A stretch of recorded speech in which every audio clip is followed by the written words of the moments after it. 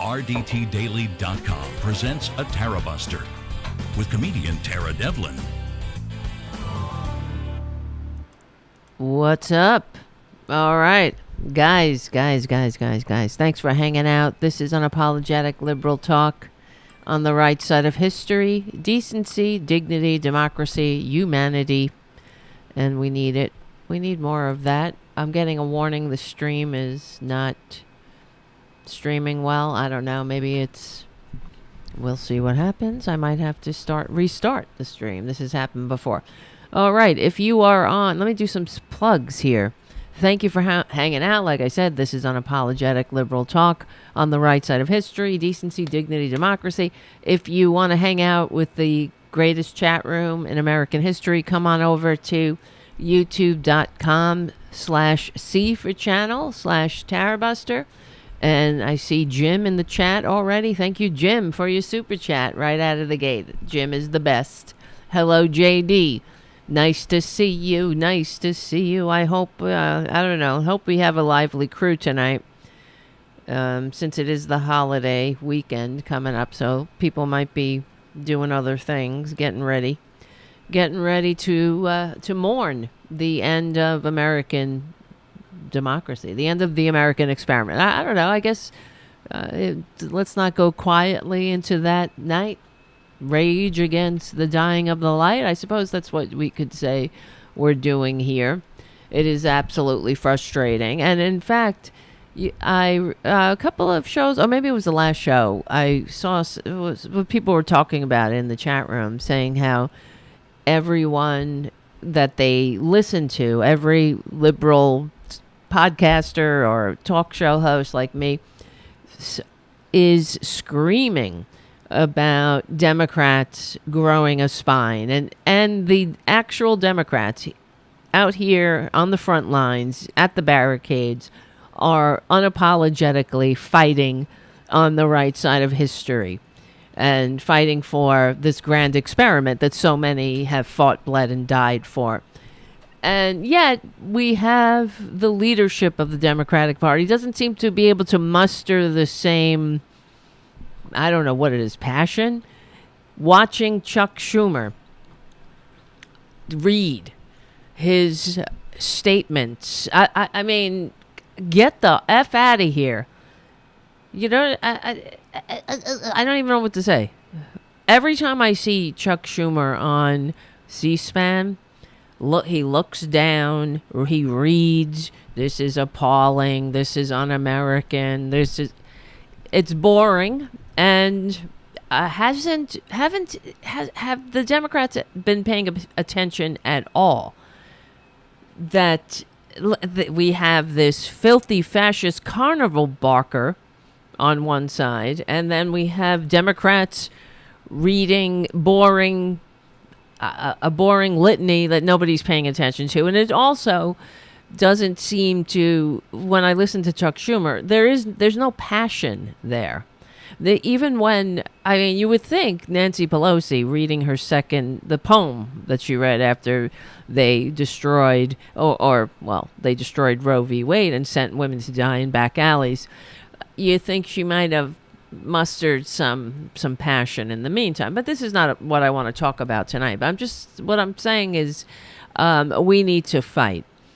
We know that. I hope that the Democrats are listening. And I mean the Democrats in the halls of power. And sometimes I believe that, I have suspicions that sometimes they must monitor these shows, right? I mean, they certainly listen to Tom Hartman, but I do hear sometimes I hear things that we've said on this show, and I hear it kind of getting out there, and that's the point. So that's what we do. That's what we're doing here. That's what I'm doing. I'm hoping, because they're always saying how Democrats don't know how to message.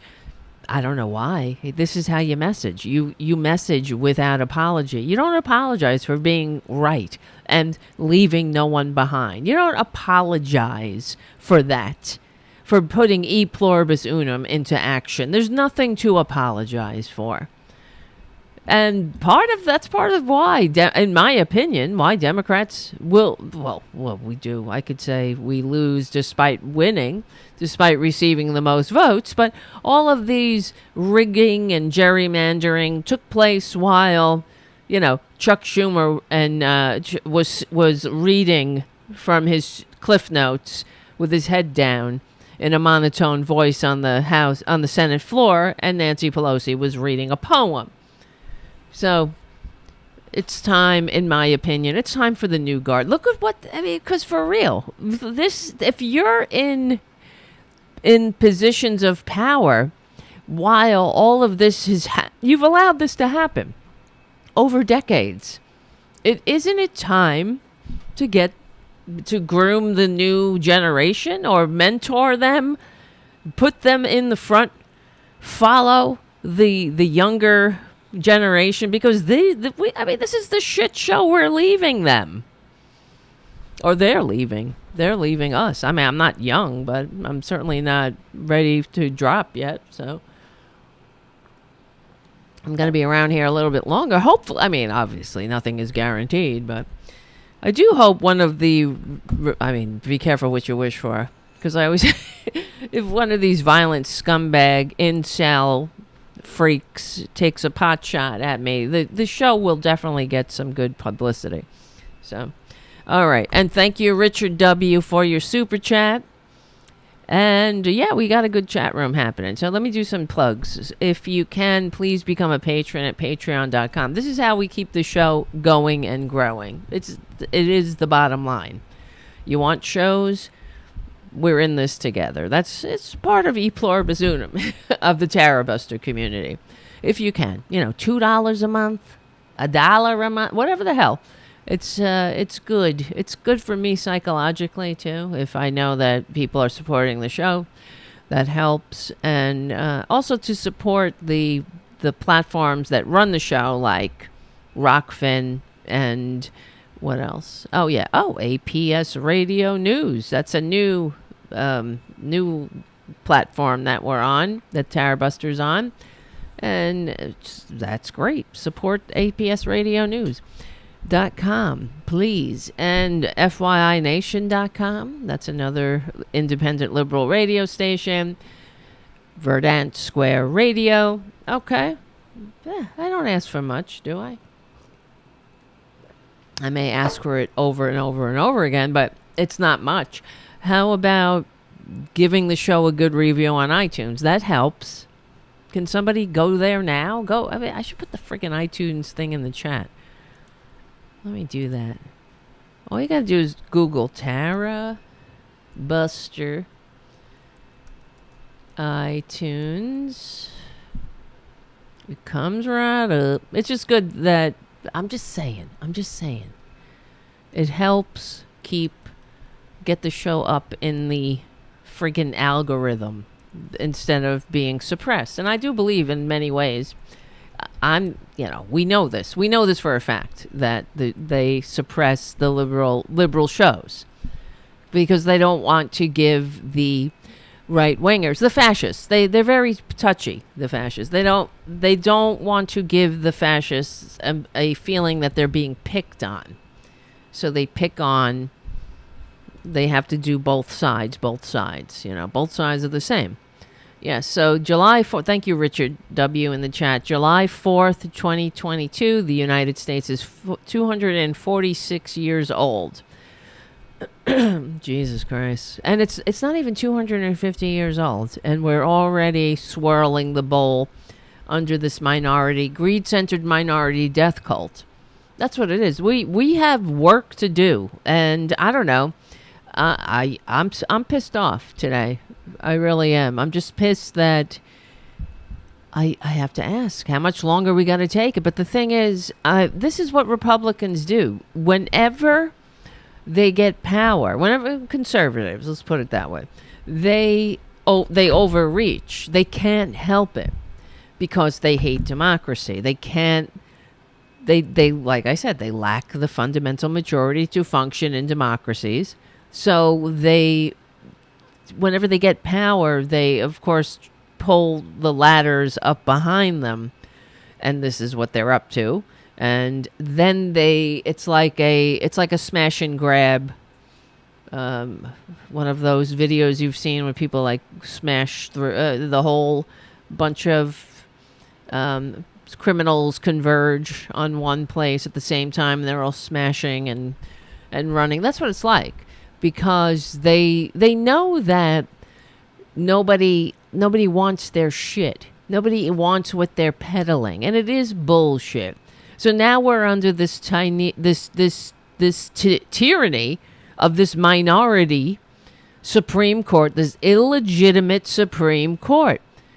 And I'm glad to hear some of the Democrats catching on. Hopefully they have listened to this show, because whenever you mention the Supreme Court, you have to qualify it with the illegitimate Supreme Court.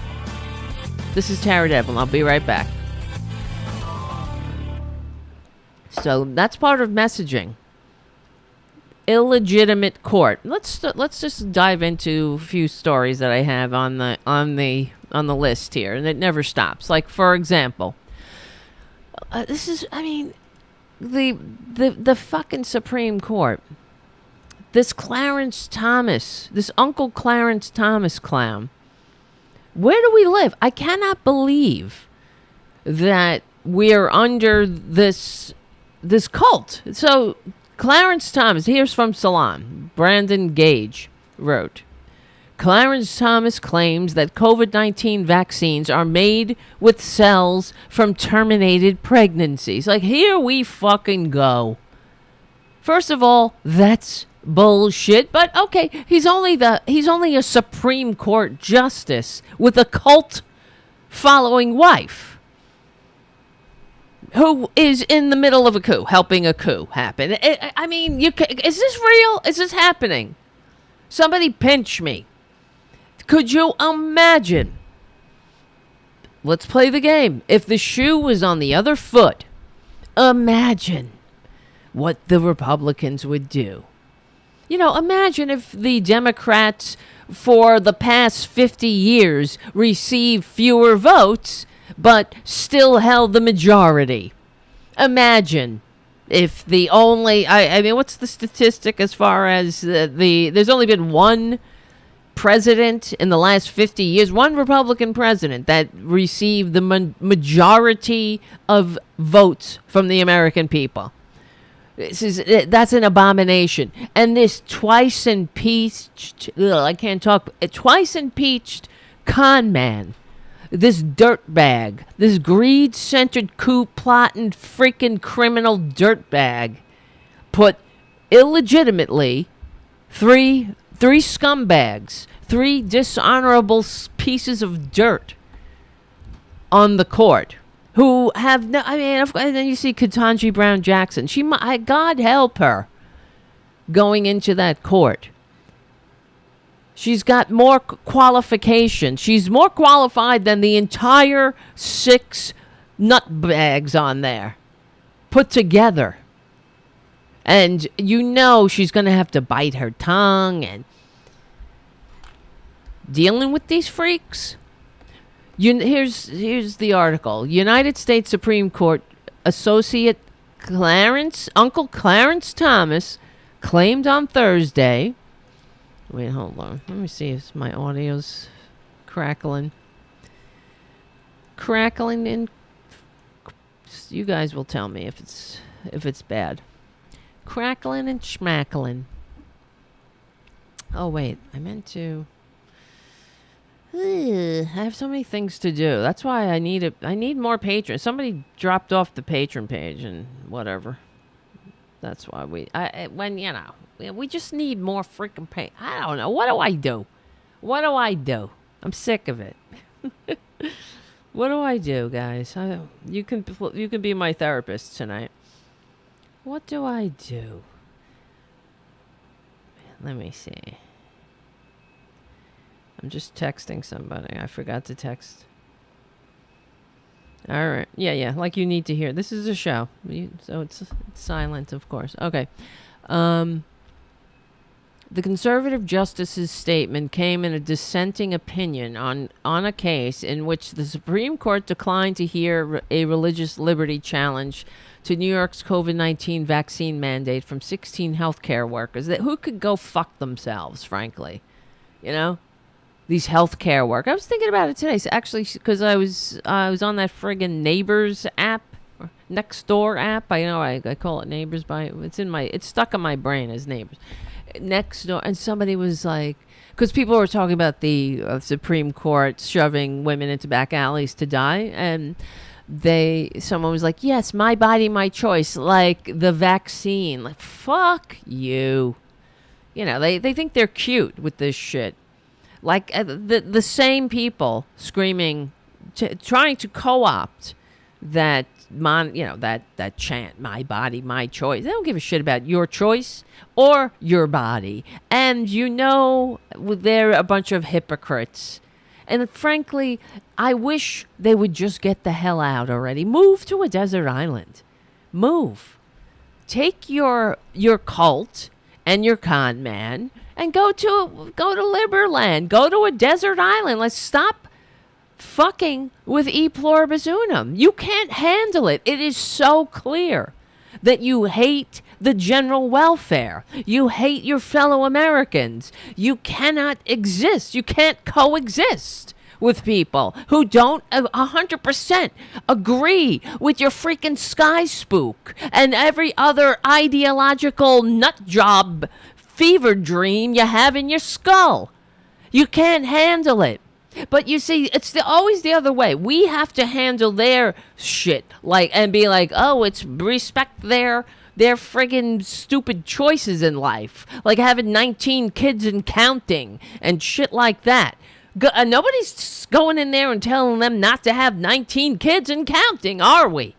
But they're always coming to our houses and saying who we can form legal contracts with. And they want to check our peepees. And they want to make sure that we're not harming the precious cells they pretend to care so much about. Until they're born, though. Because once you're born, especially you have darker pigment, you're on your own, booby. They can't handle democracy because it's way above them, and I'm sick of it. Aren't you sick of it? I hope you're as sick of it as I am, because I don't even know what else to say about it. It is sickening. I'm sick of it. We're sick from it. They're sickening the entire society, and they should just shut the fuck up and go away. If you can't handle it, you can't handle democracy. You don't get to manipulate it into fit it into your dark age view of humanity. You don't get to drag us back to the dark ages, because that's what this thing is supposed to be the antidote to. This is what gets me insane.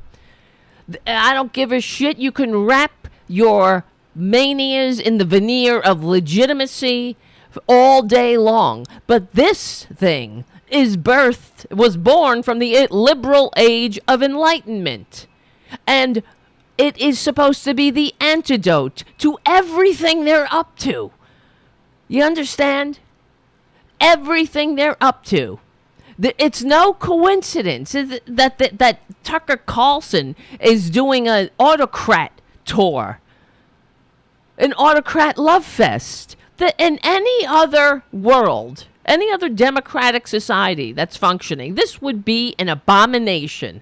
He would be vilified. That Tucker asshole, chicken killing scumbag would be a marginalized figure, not on a highly watched freaking propaganda channel. This is the problem. These people need to be in the trash bin of history, and let them live there, because that's where they're comfortable. But they can't, they shouldn't have power. They cannot handle it. Not in a democratic society, not in a modern society. You want a shithole society that is like the Dark Ages? They're your guys and gals. but not a modern society that functions for more than just the rich.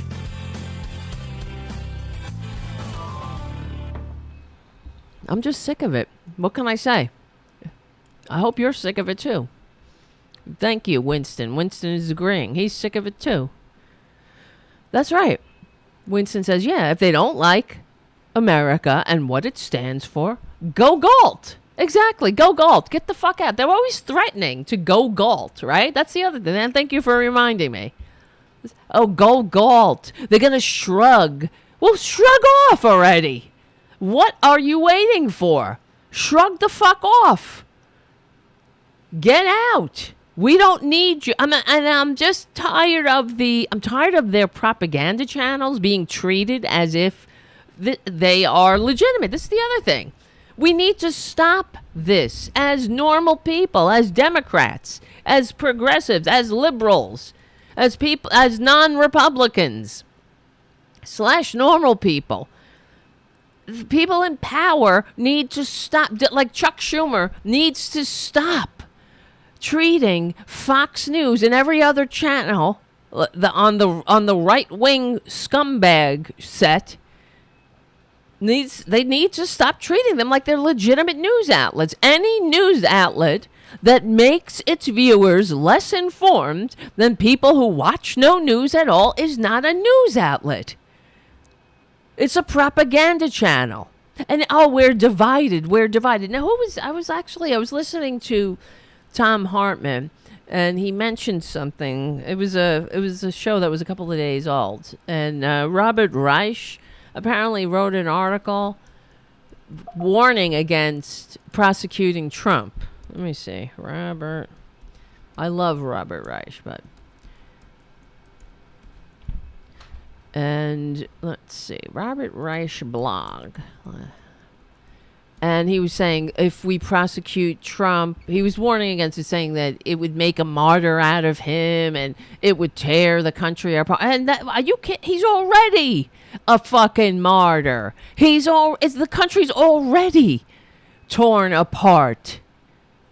So because of that, there's no rule of law. Well, one guy in the country, the biggest freaking loser, the single biggest loser American taxpayer, Trump, who lost more money. Somebody had to be the biggest loser. It was him.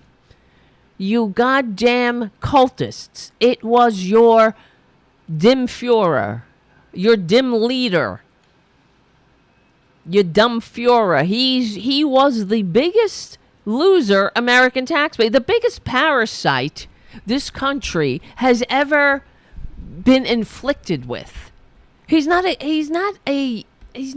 I mean, if they put his fucking portrait up, this is the other thing I was thinking about.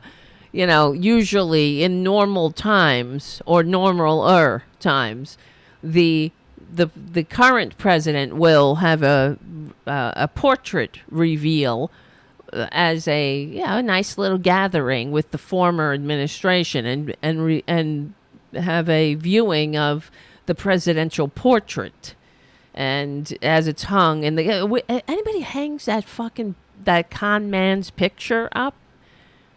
I'm glad Joe Biden hasn't done this. Of course, how could he? The guy is in the middle of a coup. The problem is if this starts happening, because that's what Republicans want. The entire Republican Party needs to go away. They need to go the way of the Whigs. They need to go into the sewer. They go back to the sewer with the rats. And actually, to call them rats is to honor them, as you know. So it's true, because rats. Given a choice, for those who haven't heard, they've done studies on rats. Given a choice, a rat will either a choice between getting a treat and saving another rat from drowning. The rat saves the fellow rat every time, whereas Republicans they go right for the treat. They leave you behind all the time. They're like, fuck you, go die. Meet Jesus. This fake Jesus that they worship. And in fact, I'm not even kidding. You realize that where is this? Oh my God, there's so much shit to talk about. And I'm sorry, but it is what it is. This is Tarabuster. We go all over the place. Where is it? You see, I had it right here. That's why I need a producer that isn't a cat. Here it is. Texas Attorney General Ken Paxton on the Uvalde massacre.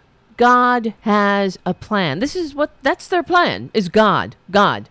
You realize that. They will, it's smash and grab until Jesus calls you home. The fake Jesus that they were. They hate Jesus. They don't want to see Jesus.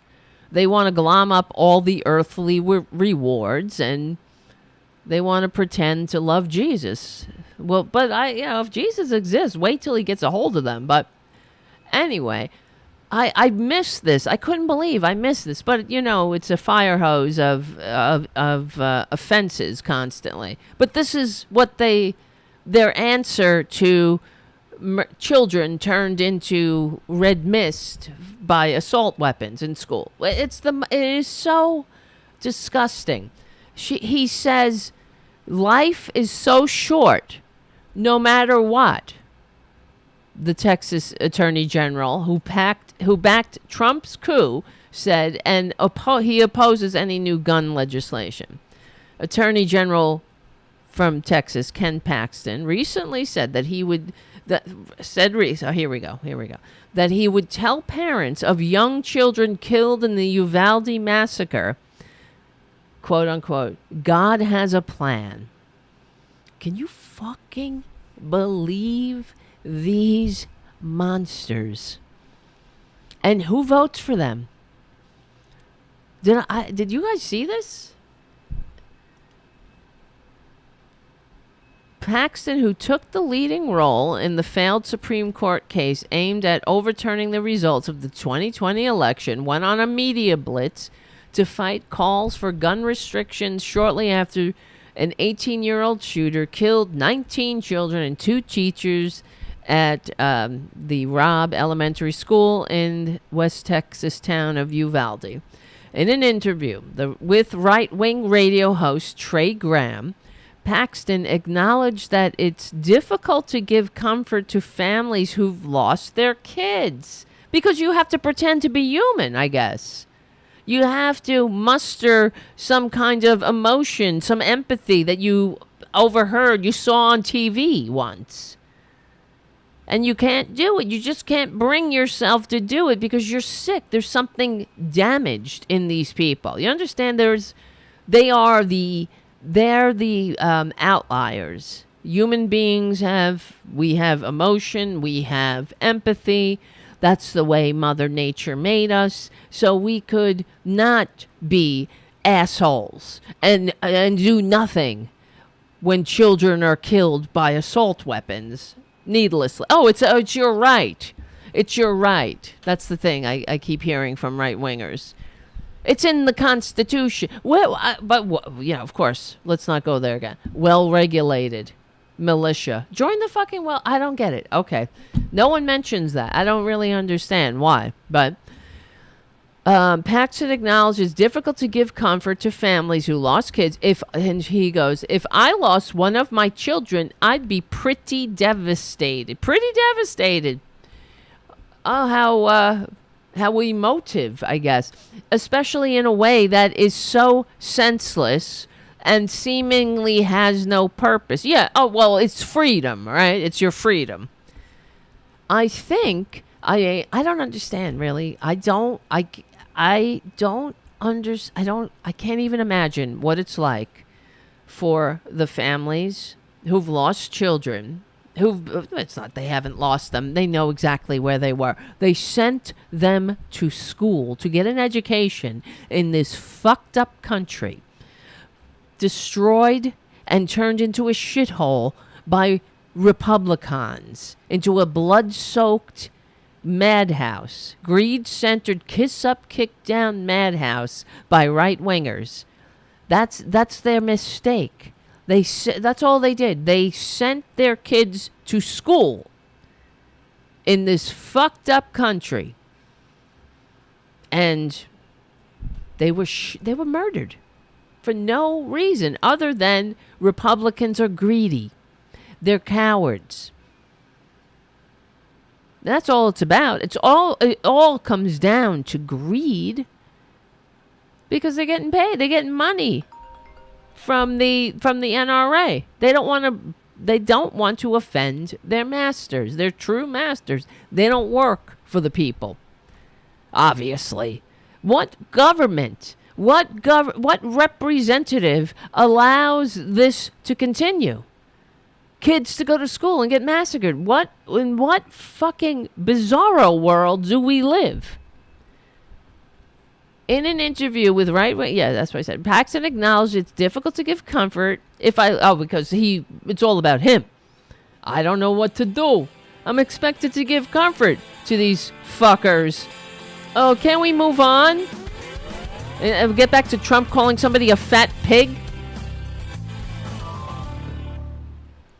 So this asshole says, we're talking about the Attorney General, Ken Paxton, saying that in response to kids being murdered in school, saying God has a plan.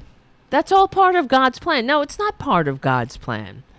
Maybe God's plan is for you to get off your disgusting, cushy ass and do something about it, instead of being a greed-centered ghoul. But maybe they can't see that. If I lost one of my children, I'd be pretty devastated, especially in a way that's so senseless and seemingly has no purpose.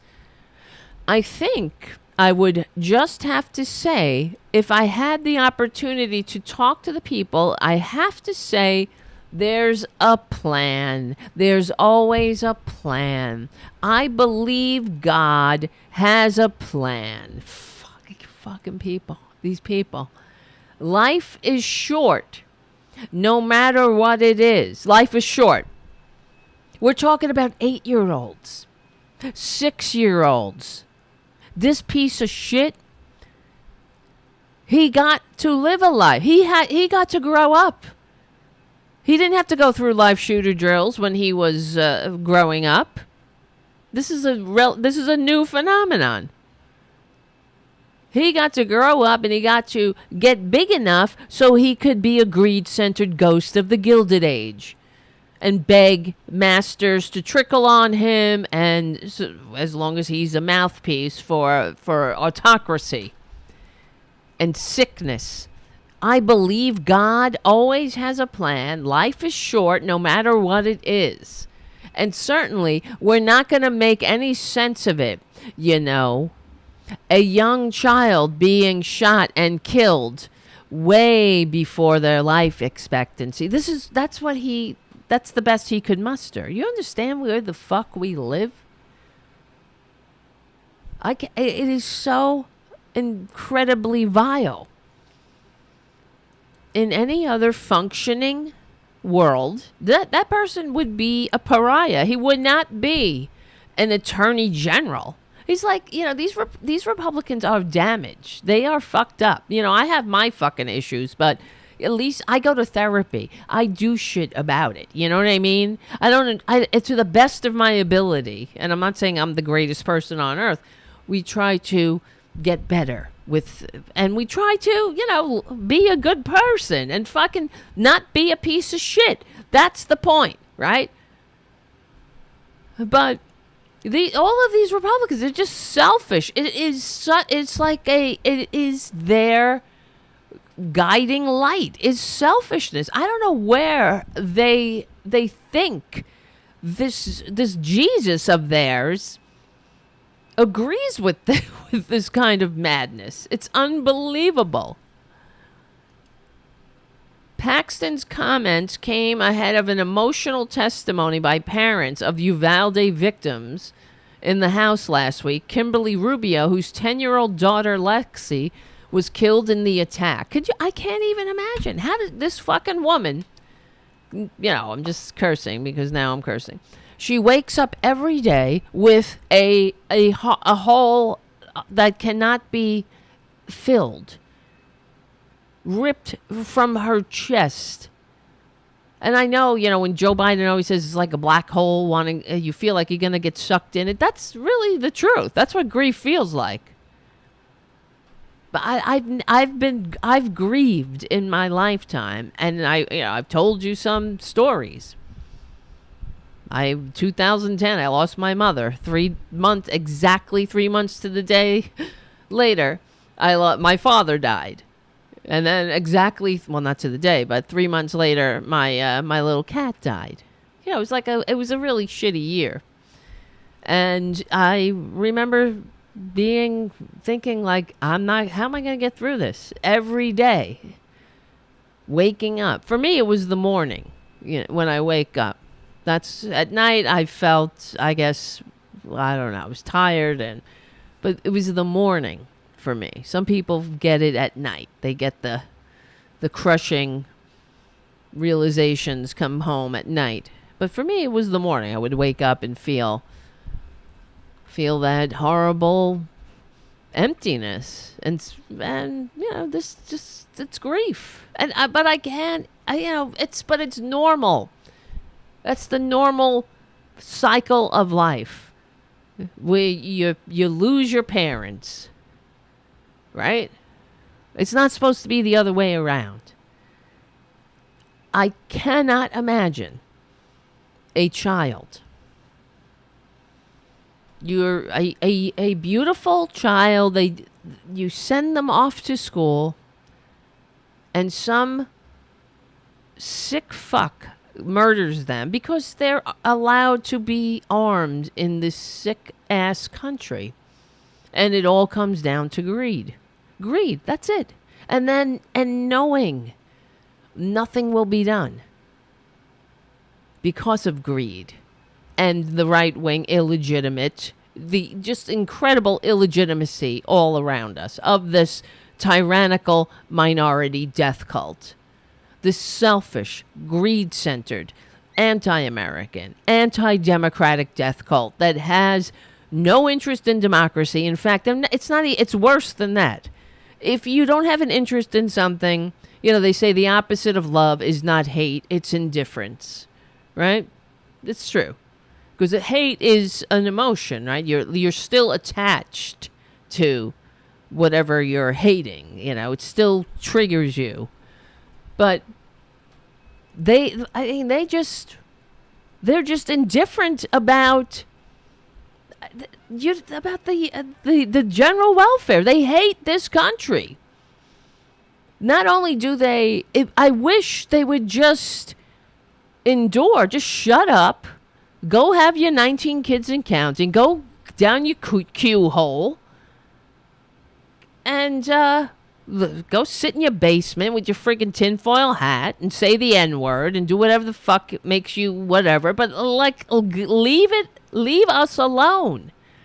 Stop trying to turn this country into the system that this country was founded as the antidote to. This is what Joe Biden needs to say. Maybe he needs to leave out the F word, but it's the truth. These people don't even understand what democracy is. What does it mean? They don't get it. They don't understand. They think this country was came down from Mount Sinai with the 10 Commandments and the Constitution. They don't understand. That wasn't the Constitution. This is, it's so. When you think about how disgusting and the long game that these fuckers have played, from removing civics from the high schools, right down to everything, to gerrymandering, pulling up the ladder behind them. They don't think, when they lose elections, they don't think, well, how do I become a better representative of my community so I receive the most votes legitimately? They think, how can I stop people from voting? They're a fundamentally disgusting bunch of crooks. who have zero legitimacy. They have no legitimacy. Moscow Mitch has no legitimacy. All the states that these people come from represent, I mean, the entire state of Wyoming has like 500,000 people. That's what we have in fucking Queens. And I'm sick of it. I'm sick of the death cult, the minority death cult, because they are unfit. If only they believed in Jesus. Go and pray in your closets.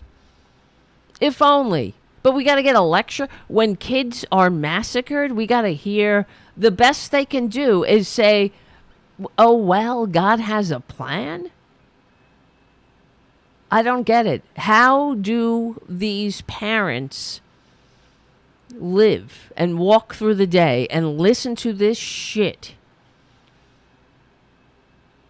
How? It's like grief upon grief, and insult and indignity. They don't care. That you better believe, and I know you do, but when these massacres happen, you know it as well as I do. They don't think, oh my God, those poor people, how disgusting. They think, oh fuck, we got to keep our head down for a couple of weeks. They don't care about these parents. Obviously, they don't have humanity. There's not a shred. Like this guy, it reminds me of, I mean, they're all disgusting. They all have various levels of mental illness, like sociopathy, psychopathy, narcissism. It's sure. Hold on. We'll be right back. Am I wrong? No, I'm not. And what was I saying? So they all have levels of sickness, but it reminds me of this other attorney general. What happened to him? Did they get rid of him? This attorney that killed that guy that was walking along the street? Let's see. Attorney general kills pedestrian. Yeah, Jason Ravensborg.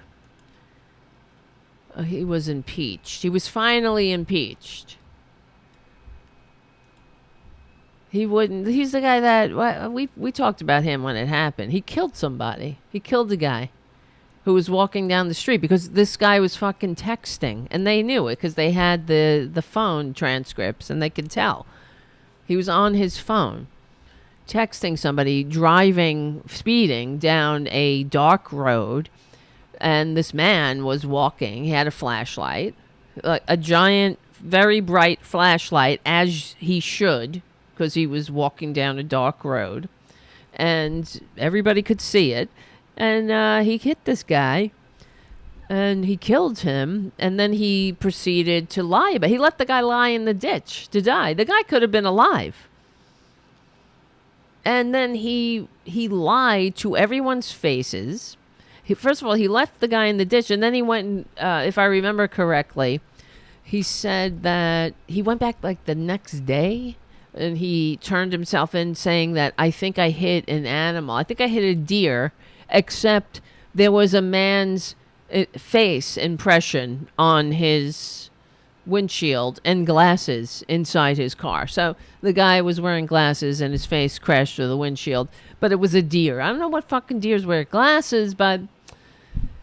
And if you watch the interrogation on YouTube, it's interesting, but it's like, it reminds me of all of those true crime things that I watch with interrogating Ted Bundy. They're the same. The lies, the indifference, the selfishness, covering their own ass. But he wouldn't leave. That's what happened. And they ended up impeaching. I'm glad they did. But the fact that he lied, and then, I don't know, did he go? I don't know, whatever. This is an old story. We have newer stuff to talk about. But it's another example. This is who they are. And show me Democrats that do this. I know Democrats commit crimes and they do stupid things, but this would never be tolerated. In the very least, it would not be tolerated in the Democratic Party. There's no way. He was of course, he was returning home from a Republican dinner. Of course, when he struck and killed a pedestrian who was walking along a rural highway. He initially reported it as a collision with an animal. Well, you're nothing but animals to be exploited. And if you hit one, what the fuck? Who cares? He's not a lobbyist. It's not somebody. It's not doing anything for him. So leave him in a ditch to die and then lie. He said he didn't realize he hit a man, and then until he returned the next day. God knows that man could have been alive. Is that what happened? He had to resign, Elise, on the chat. He should have stepped down, should have done the honorable thing, said House Speaker Spence Ghosh. Of course, but they have no honor. You get it? This is the point. It's the entire Supreme Court. They're dishonorable. And remember Clarence Thomas, the hearings about Clarence Thomas. All of these right-wingers on the court are an abomination. They all are illegitimate. And Thomas, Uncle Clarence, this is what they do. They take, he positioned himself just like Kavanaugh. Like he's a victim. He was the victim. The high-tech lynching. When it was coming out that women were coming forward saying that this man is unfit, he's a sexual predator, and he should not be on the Supreme Court. He should not be in a lifetime position lording over the rest of us, because that's what they're doing, judging us. This fucking moron who, he's a grown man. This is Thomas, right? He is a grown man, was at the time, and he was if I remember correctly, he was very fascinated by Long Dong Silver. All about the peepees, you see. He wanted all the women who worked in the office, had they ever seen Long Dong Silver? And this is it. This is what a judge. This is the conversation of a judge that you're working for. Have you you want to see Long Dong Silver? He's got a pee-pee. Let's look at his pee-pee. Have you seen the pee-pee? Look at my pee-pee. It's a fucking pee-pee patrol. They're emotionally stunted. And then, of course, there was the pubic hair. Who put this pubic hair on my Coke can? Like any reason to say something inappropriate. That's Thomas. And then he turned it around. Everybody, this is a high-tech lynching. Exactly, Jim. Size queen. Absolutely. Because he wanted to, I guess he wants to bang Ginny with that long dong or something.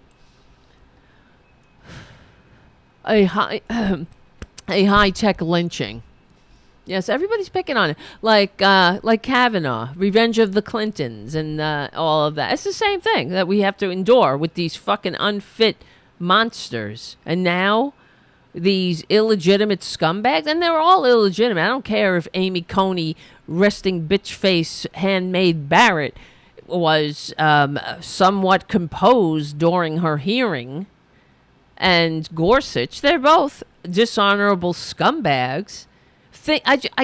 Just thinking about Amy Coney Barrett, the way they shoved that bitch on the court when Ruth Bader Ginsburg was not even in the ground.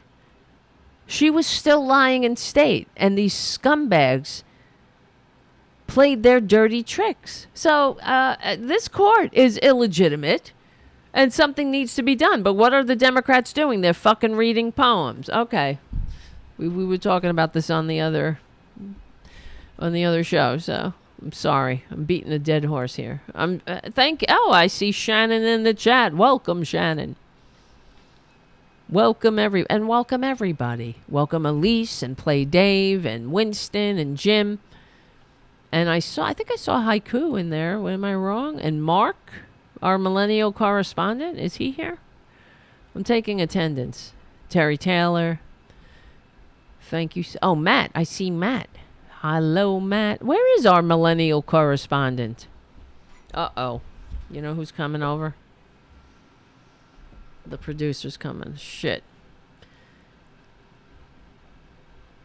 And Trucker. Hi, Trucker John. Nice to see you. If you're on any other platform, come on over to youtube.com/CFA-channel/Tarabuster and hang out in the chat room. This is what we do on Friday nights. We get together. It's like my therapy. I say it's therapy for the resistance. I hope it helps you guys, but this is therapy for me. That's for sure. That's what I should do. I should record my therapy sessions and put them on YouTube. Nah. Are they interesting? I might. Maybe. Oh shit, I didn't mean to hit that. I always do that.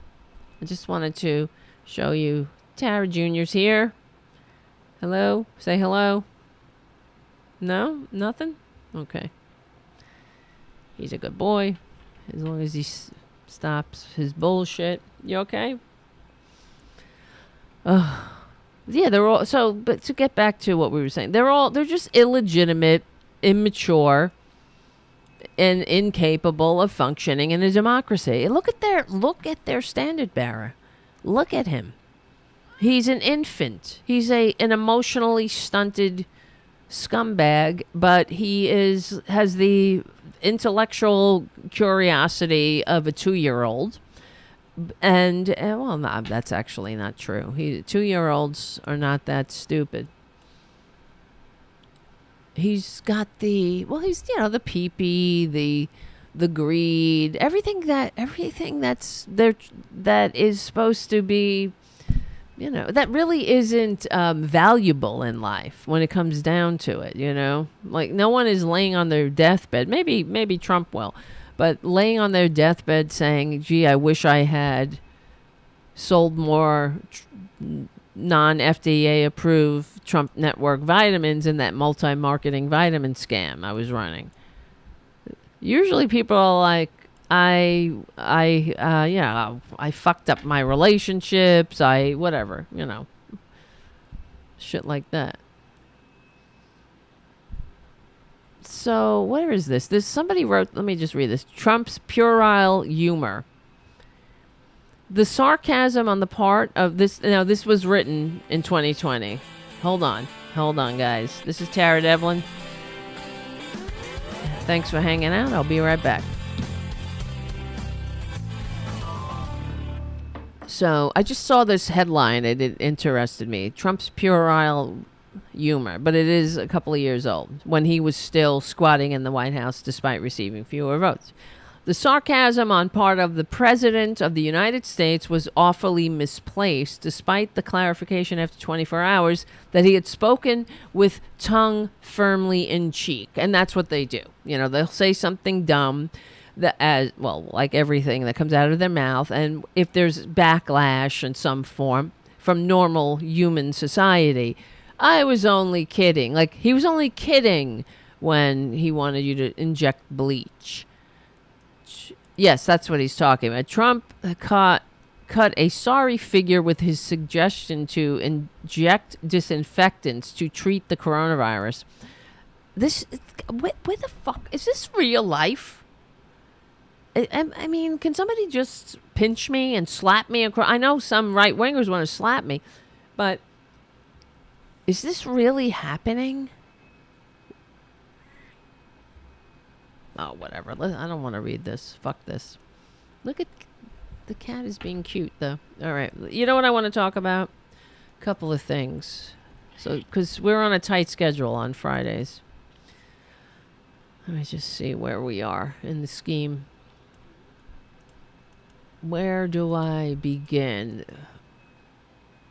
Well, first, let's start here. Giuliani, this is new. Giuliani is selling $50 My Pillow flip-flops on Twitter. This is who they are. You understand? Everything is a grift to them.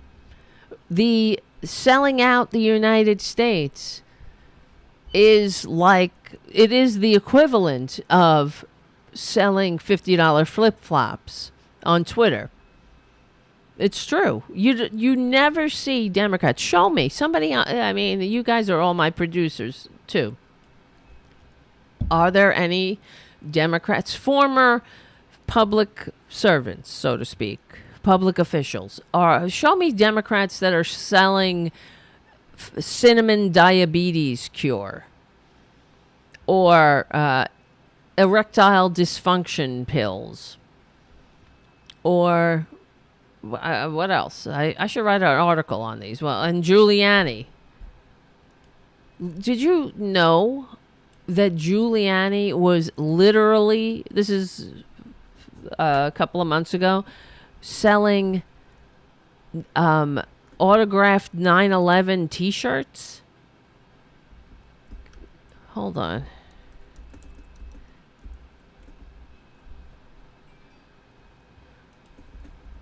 That is an abomination. How do you, what? But this is who they are. It's always been a grift. 9/11 t-shirts from 2022. Hold on. Did you know that? I swear I was reading this other article from about let's start with the flip-flop. Rudy Giuliani is shilling $50 My Pillow flip-flops on Twitter. And this is from GQ. A holiday weekend in America means celebrating the thing we love most, sales.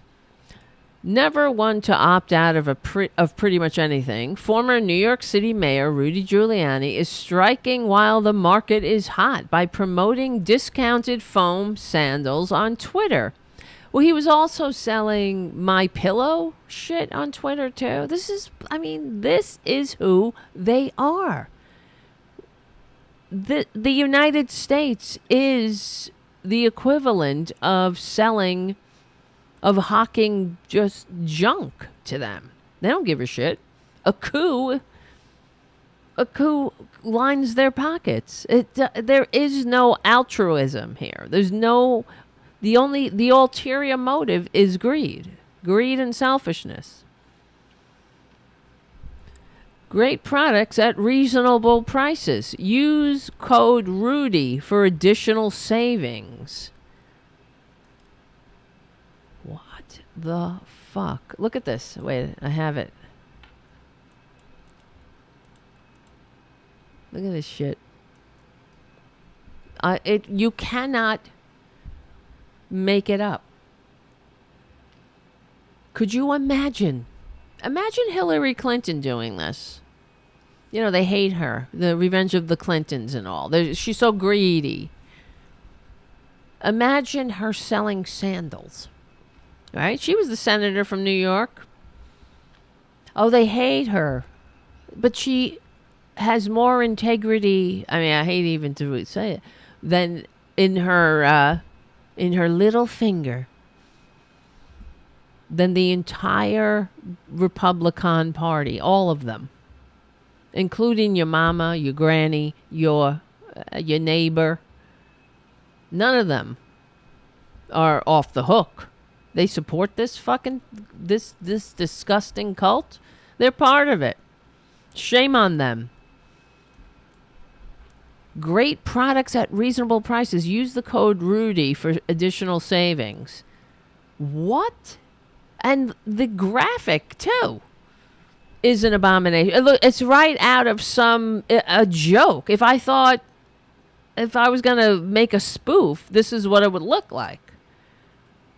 But it's absolutely real. Do they do this all over the world in functioning democracies? Does this shit happen anywhere else but in this cesspool?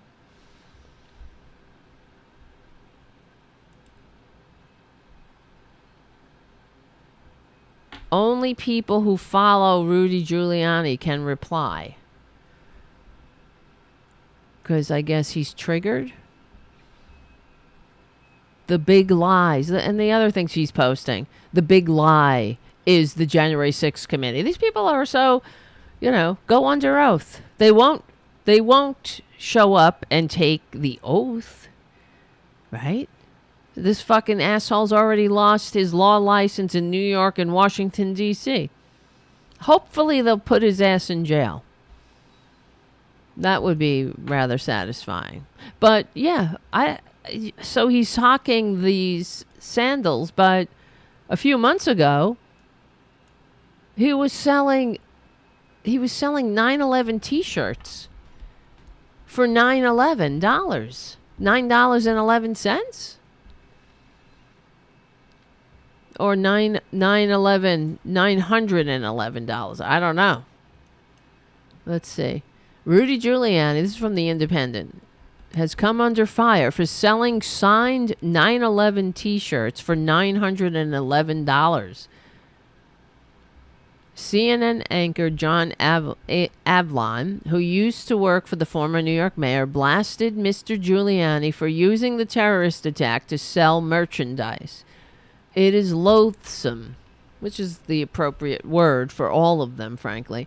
It's a total disrespect for the dead. Can you believe that? Exactly.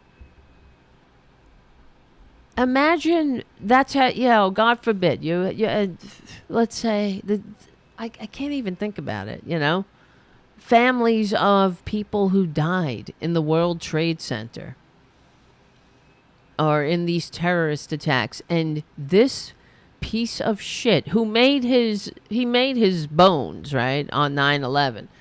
He might as well have wore a pin. Ask me about 9/11. Everywhere he went, 9/11, 9/11. That was supposed to be his claim to fame. He was America's mayor after 9/11. Even though what did he do? Oh shit, these cats are fucking knocking everything over. Stop it. Life with cats. What are you gonna do? 9/11. This is, so, yeah, where is it? Mr. Giuliani served as the mayor of New York from 1994 to the end of 2001 and became known as America's mayor for his celebrated handling of the terrorist attacks, which was bullshit. He did nothing. He walked around downtown and did nothing. The people who worked downtown, he was with the Bush administration, and what's her name, Christie? Chris Christie, the one who was the EPA, the one who squatted in the EPA to fuck it up. The woman, and told everybody that there was nothing wrong with the air down there, but all the people who work down there have cancer now, or they're dead. That's your America's mayor. Because you're nothing. You understand? It's everything. I hate to be right about this. I wish I was wrong about the Republican Party. In order to identify as a Republican, this is really the bottom line. There has to be something fundamentally wrong with you. Whether it is you are racist, you're a coward, you are greedy, you're filled with hate, you lack the ability to, you hate gays, you hate people with darker pigment, you hate this country, you hate the nation of immigrants. There's something fundamentally wrong. You think people are coming to steal whatever the fuck you have. You're dumb. There's something wrong with you. You're stupid. Like everything with the gas prices too. The coup is advancing apace, right? But what are the Republicans doing? They're just tweeting about gas prices while blocking every attempt to relieve the American people of the burden of the gas prices, right? They block the windfall profits bill that the Democrats were putting through, or the price gouging bill, because they need this. And that's the other thing. Now with this, I know I'm all over the place, but it is Tarabuster. But they're saying, the Supreme Court is coming out with all their decrees and rulings because they are the kings of America now. And they allowed Biden, one of their rulings allowed, everything else sucks. They're shitting on everything that is decent and is part of the structures of democracy. But one of the quote unquote wins they gave the White House was they allowed Biden to continue with overturning Trump's Remain in Mexico program for immigration and for people seeking asylum. And of course, that's part of the right-wing coup as well. Of course they did that because they want the Republicans to have some anti-immigrant cudgel to beat over Biden's head. So of course they did that. You understand? It's all part of they have zero integrity. It's not like they looked at the cases and they were like, let's fairly adjudicate this according to the Constitution that people who aren't assholes, I wouldn't say that so many people, assholes including, died to entrust to us. It's not like they are not sincere in any way, shape, or form. They did. What else did they do? They just did something else, something disgusting with the shadow docket. This is how we know they're scumbags who hate America. The shadow docket is they don't even hear arguments. They're just like, oh, give me that case, and then they rule on it because they're ideologues. It's like Heaven's Gate cult. Next thing you know, they'll be telling us the fucking comet, Hale-Bopp comet, has a UFO behind it, and we're all gonna meet there. Yeah, where is this? The New York Times says the blockbuster decisions on abortion, guns, religion, and climate are told part of the story, but the court's abrupt rightward shift ran through its entire docket. They're on a smash and grab. And it has to be stopped because they're out of step with the American people. And I saw AOC was on Stephen Colbert's show, and she made a very pertinent point that the branches of government are equal. They are co-equal branches, and they're part of checks and balances. The Supreme Court, if the Supreme Court is out of step with the American people, that it is the duty of the other branches of government to correct it. And that's in the Constitution. The Supreme Court needs to be expanded. They need to be stopped. These people need to be stopped. They have no honor. They are illegitimate, and they need to be stopped. They have no right except for the fact that their dirty tricks succeeded. They really have no right to rule on the rest of us. Absolutely no right. Just because they were successful in their scams, just because Mitch McConnell was successful putting these people, shoving them on the court with no legitimacy. They have no legitimacy.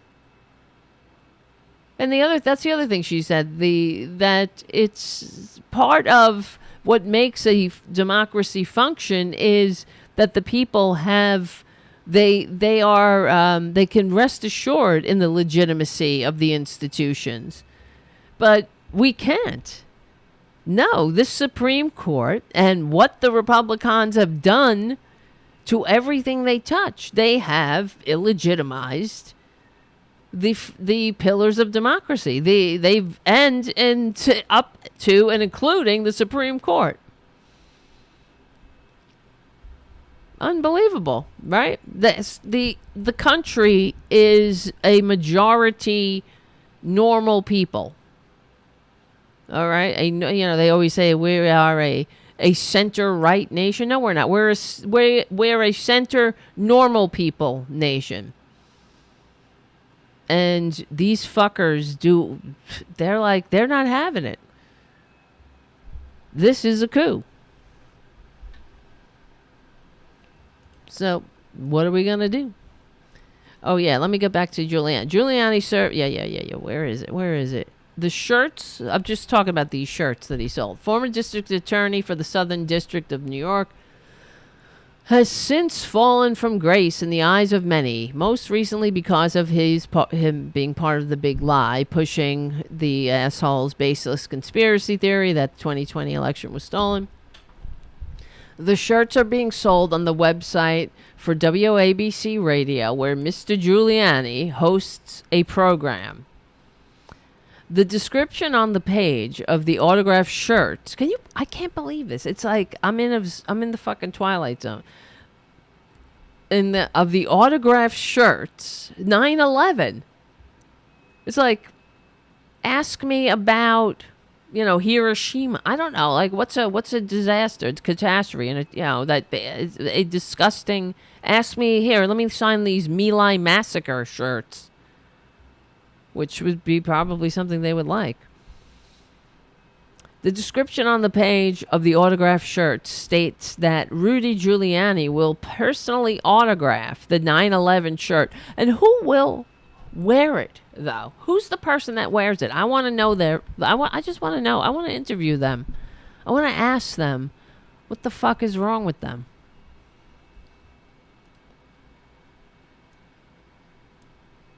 And that a portion of the proceeds will go to the WABC Radio Foundation. A portion. Bullshit. That's the portion you can wipe your ass with. You better believe it. Like Trump's Save America, whatever the fuck pack he's got. It's the based on the lie, the big lie pack that he has. That doesn't exist. Suckers. Every sucker. Oh, they're complaining about gas prices, but they're putting their money into this sucker's tin. It's disgusting. Dupes. Let's see. The page doesn't say what portion is Mr. Giuliani, what the portion is, and Mr. Giuliani is facing steep legal costs as a result of representing Trump in their failed attempts to overturn the election. Last year, Mr. Trump allegedly ordered aides not to pay Giuliani after he requested $20,000 a day for his work. Oh, and he's worth every penny. He's worth it. Can't you tell? He's really on the ball, that one. But as far as the people are saying that Giuliani changed what happened to him, apparently people who know him, I mean, I lived in New York my whole life. I remember Giuliani administration. I was baffled by it. But people who know him are saying he's never changed. This is who he is. He's always been this person, this kook. So I guess as he's gotten older, it's harder for him to hide it. But I guess he's devolving, But they said he's always been this way. This is him. He hasn't changed. He's always been a piece of dirt. Twitter users slammed Giuliani for selling the shirts, one writing, "I didn't think it was possible to have a lower opinion of Rudy Giuliani until I learned he's selling autographed 9/11 shirts for literally $911. Look at that. Here they are. You want a shirt? Let's see if I can zoom in on it a little more. It's baffling how anybody votes for them. Anybody. I have people in my family, I'm sure. Like, I suspect my sister. And I don't even want to talk about it, really. It's so disappointing. But at most, I can say with relief that most of my family are normal people in that regard. Like, I was just texting with my cousin the other day, talking about getting the hell out of here. Going to Ireland, getting a house in Ireland for all of us to retire in. I'm not kidding. She might have been kidding. And talking about, like, what happened? What do we do? This is a coup. We're in the middle of it. How do we stop it? Or it's not even about getting through it. We have to stop this if we are gonna live here. Look at this. Collectible autographed by Giuliani. 20th anniversary t-shirt. Limited quantity in blue or red or white. Oh, well, you see? It's patriotic. Get all three. And wear them every day of the... you got one for Monday, Tuesday, Wednesday, and then you can wash them. Who the fuck would wear this shirt? I want to know who... If anybody, I want to know who bought them. It's unbelievable. But this is who they are. Yeah. Shannon says, Shannon has a pain in her stomach, but it's a different anxiety. Yeah, I feel the same way, Shannon. I have this knot in my stomach constantly about this shit. And I think it wouldn't be as bad, really, if the Democrats weren't as feckless and if they were fighting. But there's hope, of course. If I believe there is. I know we had Ron Placone on the show the other day, and he would disagree vehemently. But I think obviously there's more hope with the Democrats because... we do have some normal Democrats, but then you have the old guard, and some of the Democrats who are normal, I wish they would have a better message. That's my advice. Like the whole defund the police thing is a fucking stupid message. It always was, in my opinion. I'm all for reforming the police. I'm all for funding community policing. But you never, did anybody ever tell them you don't do that? That's like politics 101. You don't tell people you're defunding things. I don't know where that's the thing that's so frustrating about the Democrats. It's frustrating about listening to Schumer, too. It's kind of like the same thing. How they expect everybody to understand the nuances of what they're talking about. It's not, and all the Republicans do is exploit it. What else are they gonna do? They don't have anything to run on. They don't have any accomplishments. Well, everything's a fucking lie to them. It's not just to them, to us. Everything is a lie. Like Trump, they're talking about how everything was great under Trump. According to them, they're living in a fantasy world. That's not reality. Just like how Trump would present himself as somebody who saved America from a world that was out of control when he took over the White House despite receiving fewer votes.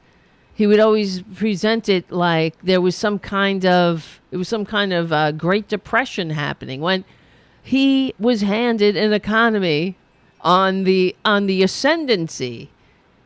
He wasn't given an economy that was, in shambles, and he fucked it up as he always does.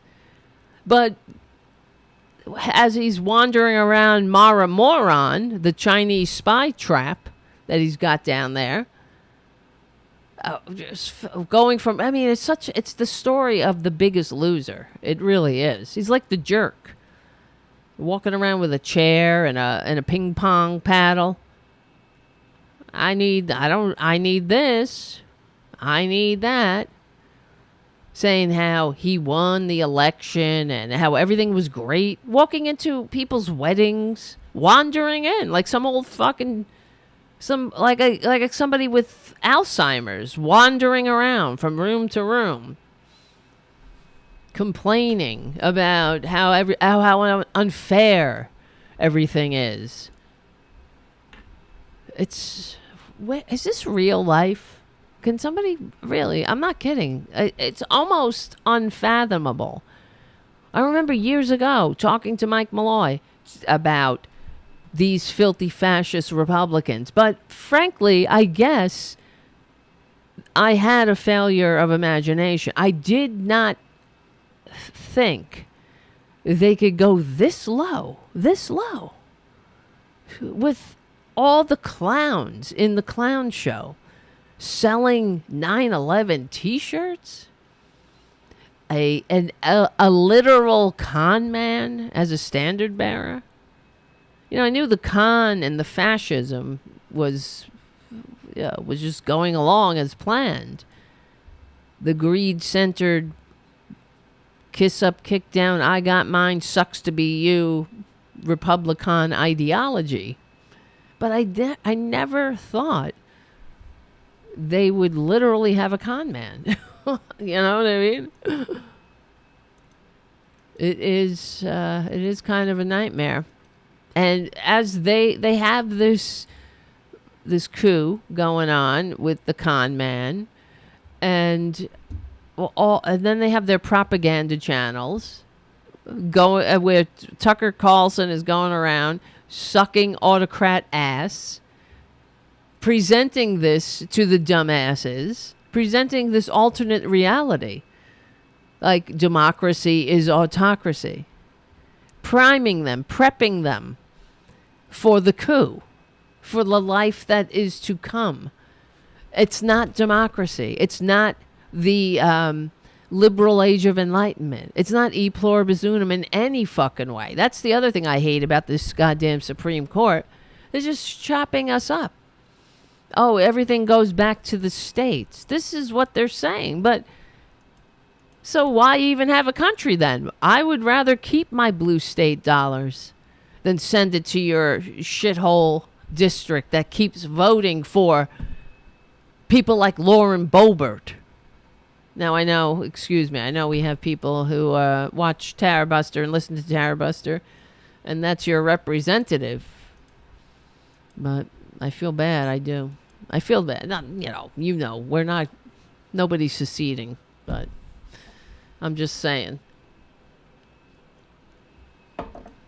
Here, for example, I don't know. I'm looking at these articles, and because I have a couple of things. Like, for example, I'm like, where do I go? Oh, look, the damn Progressive Voices show is almost over. That's the problem. I was going to we will talk about it after the Progressive Voices part of the show drops off, and here it is. So if you're on Progressive Voices, remember, please become a patron at patreon.com/TaraDevlin, or listen to the rest of the show on Apple, iTunes, SoundCloud, Stitcher, APS Radio News, and YouTube. Hit the like, subscribe.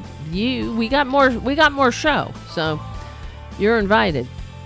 My name is Tara Devlin. Thank you so much for hanging out. We have the greatest chat room in American history.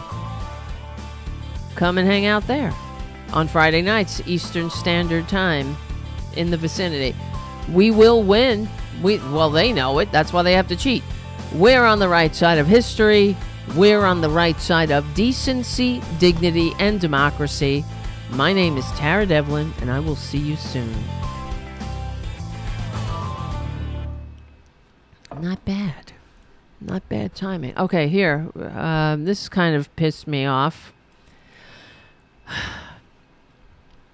don't know if you saw Dr. Jordan Peterson. This is what gets me mad. I know, I'm just venting again. These podcasters on the right, they don't have to say please become a patron like I do. And where do they get their their viewership, that they get funded from. This is the way it is. They help each other. Okay, whatever. Jordan Peterson defends. Oh wait, where is it? Am I reading the right article? I wanted to talk about. Here it is. Elliot Page pride tweet gets Jordan Peterson suspended from Twitter. That's the article. This happened today. So, Dr. Jordan Peterson has been suspended from Twitter for calling out the criminal physician who removed Ellen, now Elliot Page's, breasts. And here you go, right? Republican big government telling you what to do. See? We don't go into their lives and tell them to be an incel and to be a useless, wasted human DNA poster child. We don't do that. We don't tell them to, what big sky spook to worship, to pretend to worship. We don't tell them stop having 19 kids and counting. We don't do that. We're just like, oh well, live and let live. But they have to tell us what we should do.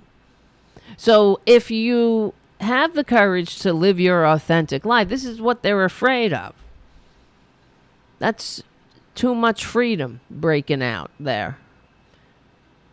And they can't have that. They need people to vilify. You understand? Because they got nothing else. Imagine being them. They are very sad. If they weren't so dangerous and destroying democracy, we could merely pity them. Because what a disgusting, small life they lead. And they should be pitied, but, they're a bunch of pricks, fascists, and they hate, they're really out of control. But so now they hate trans people. This is who they are. They will never bring light to a situation. And they think they know what everyone should do with their lives. And if anybody lives an authentic life, if they come out, if they finally have the courage to be themselves, that is too much. That's very threatening to fascists. You understand? They can't handle it. That's too much freedom. And the funny thing is, they don't see the irony of how, calling themselves rugged individuals and claiming to be all about freedom. Because when they talk about freedom, what they're talking about is the freedom to be an asshole, the freedom to be a bigot, to be a small-minded scumbag, the freedom to treat people like shit, the freedom to say the N-word and have or to grab somebody's ass and to have no repercussions for their abhorrent behavior. That's what they're talking about when they say I'm all about freedom. They're not for freedom. They're for repression and control. I wish I was wrong. Prove me wrong. Because I mean, really, if they were for freedom, they would say, and they don't understand Elliot Page. They don't get it. Who fucking that's not their business. You don't get it? I don't get you. I don't get why you're a scumbag. I don't get why you have to inflict your manias on society instead of getting the help you desperately are crying out for. I don't get it. I'm not telling you what to go. You want to listen to Joe Rogan? That's, your wasted life. You want to listen to Jordan Peterson? Hey, you'll never get that. You'll never get that time back, but hey, whatever. But who is this person to tell somebody that that they shouldn't be who they want to fucking be. Is Elliot Page hurting anybody? Is Elliot Page, in the middle of a coup? Is Elliot Page spreading lies or... No, in fact, Elliot Page is threatening to them because he's real. He's authentic. I mean, that is... Talk about the courage to make that transition publicly. Now, for those who don't know, Elliot Page was a well-known actor now, was... I guess, what was it? What was that film? The one where when they were Ellen Page. I mean, this is a transition that people, struggle with because of hateful scumbags like Jordan Peterson, and the courage of doing this in the public eye after people know you for film after film. What was that breakout film, Juno, right? And saying, no, I'm Elliot. I am trans. You don't understand it? You don't have to. You don't like it? Look away. Turn the channel. Don't watch the Umbrella Academy. Fuck off. Don't follow Elliot on Twitter. It's not your business. I don't get it. Don't they understand? Guys, I'm sincere. Don't they get how can they call themselves freedom lovers and be such scumbags? And be such, well, I mean, that's just putting it mildly. And be so against freedom. I'm struggling for the words. Elliot Page is a rugged individual with courage that they could never fucking muster. I'm impressed, frankly, and I find it beautiful. It's incredible to watch him give interviews now and be themselves in the public eye, to take off their shirt, to embrace who they are. I don't know. To me, I find that's pretty fucking kick-ass, frankly. Holy shit. So this guy, I guess, closet case, it's some kind of closet this person is in. Because you have to be in to be such a hateful homophobe and transphobe. It's not about the trans person or the LGBT whatever person. It is about them. It's about, I mean, this is not me talking. This is science. They've done numerous studies about homophobes. They're gay. And it's very threatening. So this person says, Jordan Peterson. Page came out as a trans man in December of 2020, and the recent season of the Umbrella Academy reflected this change, having his character change from Vanya to Victor. I don't watch the show. It's not up my alley, frankly. I hear people like it, so good. Kick ass. Keep kicking ass, man. People like Elliot Page, they are the heroes of society. Kick ass. Do you realize the future, when the future looks back, it will be people like Elliot Page will be remembered as the heroes, not Trump, not Giuliani, not these cowards. Not, Tucker Carlson, Peterson, Jordan Peterson, Dr. Joe Rogan, these small-minded, pee-pee-focused little people, And no offense to little people either, frankly. You know what I'm saying? So Peterson writes on Twitter, remember when pride was a sin? Well, there you go. That's the tell that we know Peterson is somehow in the closet, self-loathing in the closet in some form. And there's no doubt in my mind. Knowing trans people personally, like Robin Kincaid, for example, and Robin explained. I mean, when Robin came out, I was surprised. I'm happy.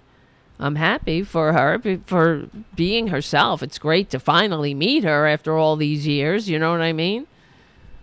You're friends with somebody, and then it made me think yet again how, people are fighting their battles all the time. You never really know what battle people are fighting in their heads, and if you're a normal person, a decent person, even though you fight that battle, you don't, you try to make the world a better place.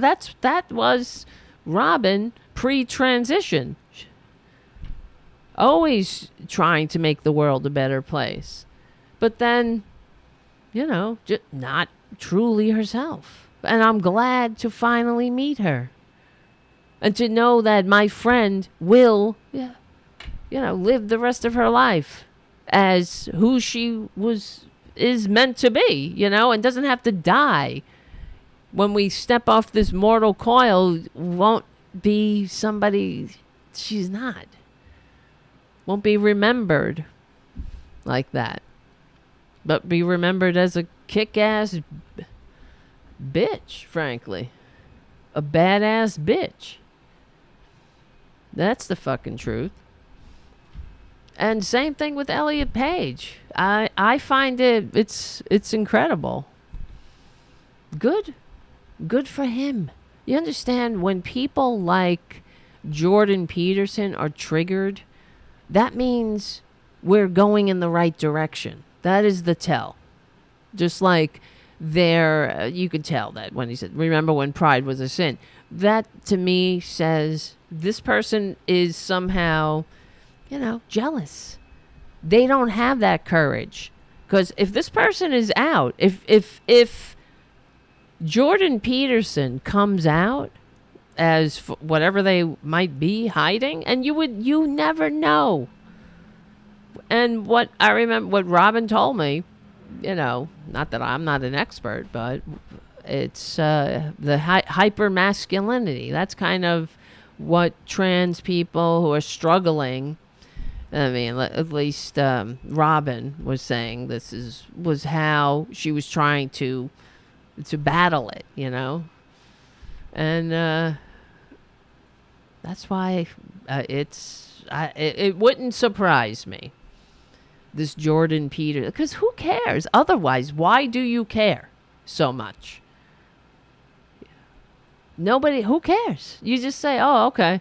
If somebody comes out as trans and you don't get it, fucking change the channel. Who cares? It's so bizarre. But that's the tell. It's like, it reminds me of my friend Wayne, who is, I think I told you the story. He's very fit man and likes to rollerblade and go to the gym and stuff. And, he gets hit on a lot by guys. He was rollerblading in the park, in Central Park. He was telling me he got some guys, was hitting on him and whatnot. And he's like, oh, it's okay. I'm not gay. And they started talking and ended up, they're both in recovery, and they went to a meeting together. But I think of my friend Wayne because he's like, you don't get nuts about it. It's like, I'm not gay. Whatever. He gets hit on. It's like you don't go into a rage. You say thank you. And, no thank you, but I appreciate the compliment.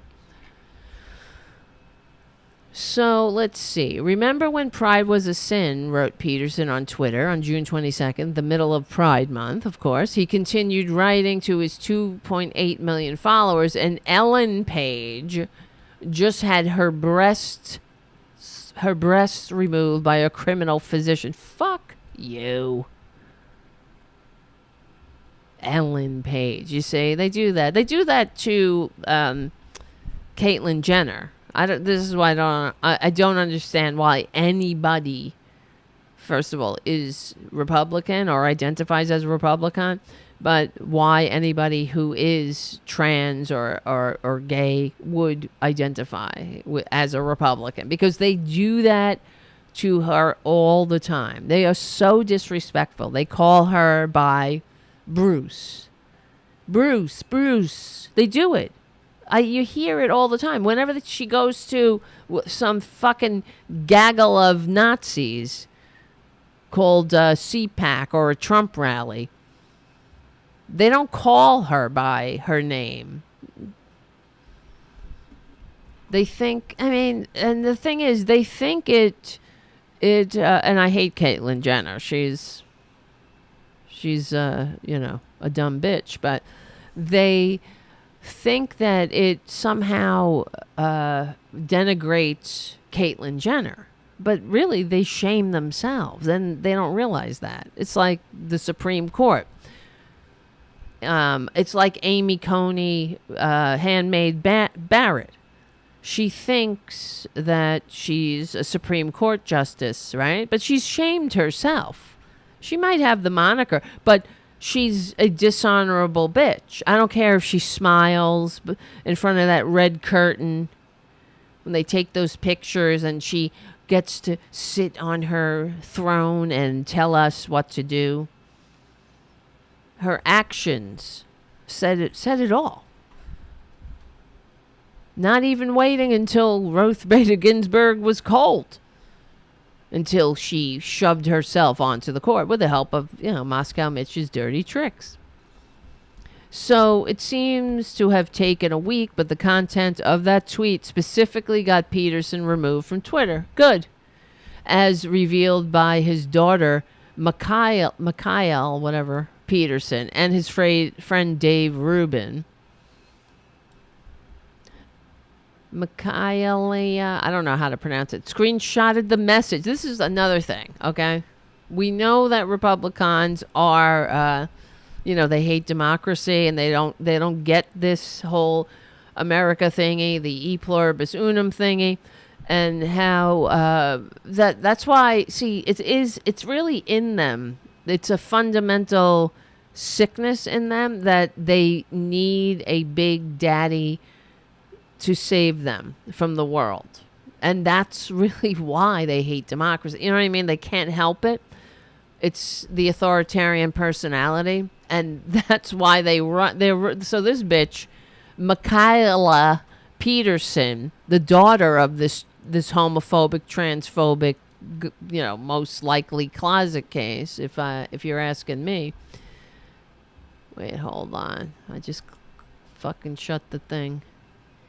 I just shut it by accident. She tweets to Elon Musk, her daddy. Wow. Jordan B. Peterson got a Twitter strike. No more Twitter until he deletes the tweet. Definitely not a free speech platform at the moment, Elon Musk. Fuck you. Elon Musk, save us. We want to be able to be Nazis. Help us, Elon. This isn't free speech if I can't denigrate your very existence, if I can't spread my hate, if I can't be a Nazi who is stirring up hatred about the targeted minority group du jour, then it's definitely not free speech. Help us, Elon, who, by the way, is not buying Twitter. We know this. Hopefully not, at least. I hope I don't eat those words, but it doesn't seem like he's gonna go through with it. He's like, it's like Trump. He likes the attention, and it's too much, He doesn't, I don't know what the fucking whole story is, but it doesn't seem like it's happening, and that's actually a relief. What happened? Let's see. See, he could get back on Twitter apparently if he deletes the tweet, and he won't do it because he's a piece of shit. And this is the hill they're gonna die on. You get it? Forget saving. I don't know. Go out and do something. Go pick up garbage off the street. Make yourself useful. Right? Go join a fucking. Go to Meetup and go. That's what I used to do with New York Cares. Go out and plant some trees. Go paint some schools. Do something. Do something for the community. But this is what they do. This is what they do. This is the flag they're going to plant. The flag of hate. Let me inject my stupid, malinformed, self-loathing opinions on somebody who has more courage, more authentic, more talent, everything, more humanity in a hair on his head than the entire DNA strand going back to Neanderthal of this Jordan B. Peterson. All of them. When you think about all the people that had to get together to make that fucking one scumbag. So what happened? Wait, I'm losing my voice again. We have determined that this account violated Twitter rules, specifically for violating our rules against hateful conduct. Oh my God. Not a free speech platform. Definitely not. Because I want to use speech to spread hate. I want to use my platform to ensure that, it's just to be a bully, frankly. To target somebody. To inject my myopic, my tiny views on somebody's life. And possibly get them killed. But they can't handle it. They don't like, so they can't stop violating rules against hateful conduct so it says you may not promote violence against, threaten, or harass other people on the basis of race, ethnicity, national origin, sexual orientation, gender identity, religious affiliation, age, disability, or serious disease. Oh my God, you're not free. Right? Freedom! Why don't they tweet that Braveheart tweet? Freedom! Remember when pride was a sin and Ellen Page just had her breasts removed by a criminal physician? So you see how hateful this is on so many levels? In Pride Month, of course, the end of Pride Month, trying to spread this bullshit, this anti-trans bullshit, that somehow if you receive gender-affirming health care, that you're being assaulted somehow because of your pee-pee. And they need to get the fuck out of here and go back to the dark ages. Just go. No one's stopping them. I don't know why they have to drag everybody with them to the dark ages. This is the problem. You see, I know you're like me, guys. Let them go to the dark ages. Go. I have no problem with them in the dark ages. Leave you alone. But can you return the favor, please? Leave us alone. Stop trying to drag the entire society down with you. So you want to live in the dark ages, but you don't want to live there alone. You want to bring us all with you. You understand, you are the minority. You're in the minority, thank God. And why is that? That's because Mother Nature wants us to evolve. Mother Nature wants us to expand the circle of dignity, decency, and humanity. And we're doing it, and you can't handle it. It's always been this way. Conservatives, you better believe it. We crawled out of the primordial ooze, and there was a fucking right-wing amoeba standing there, screaming, saying, "Get back in that ooze." You better believe it.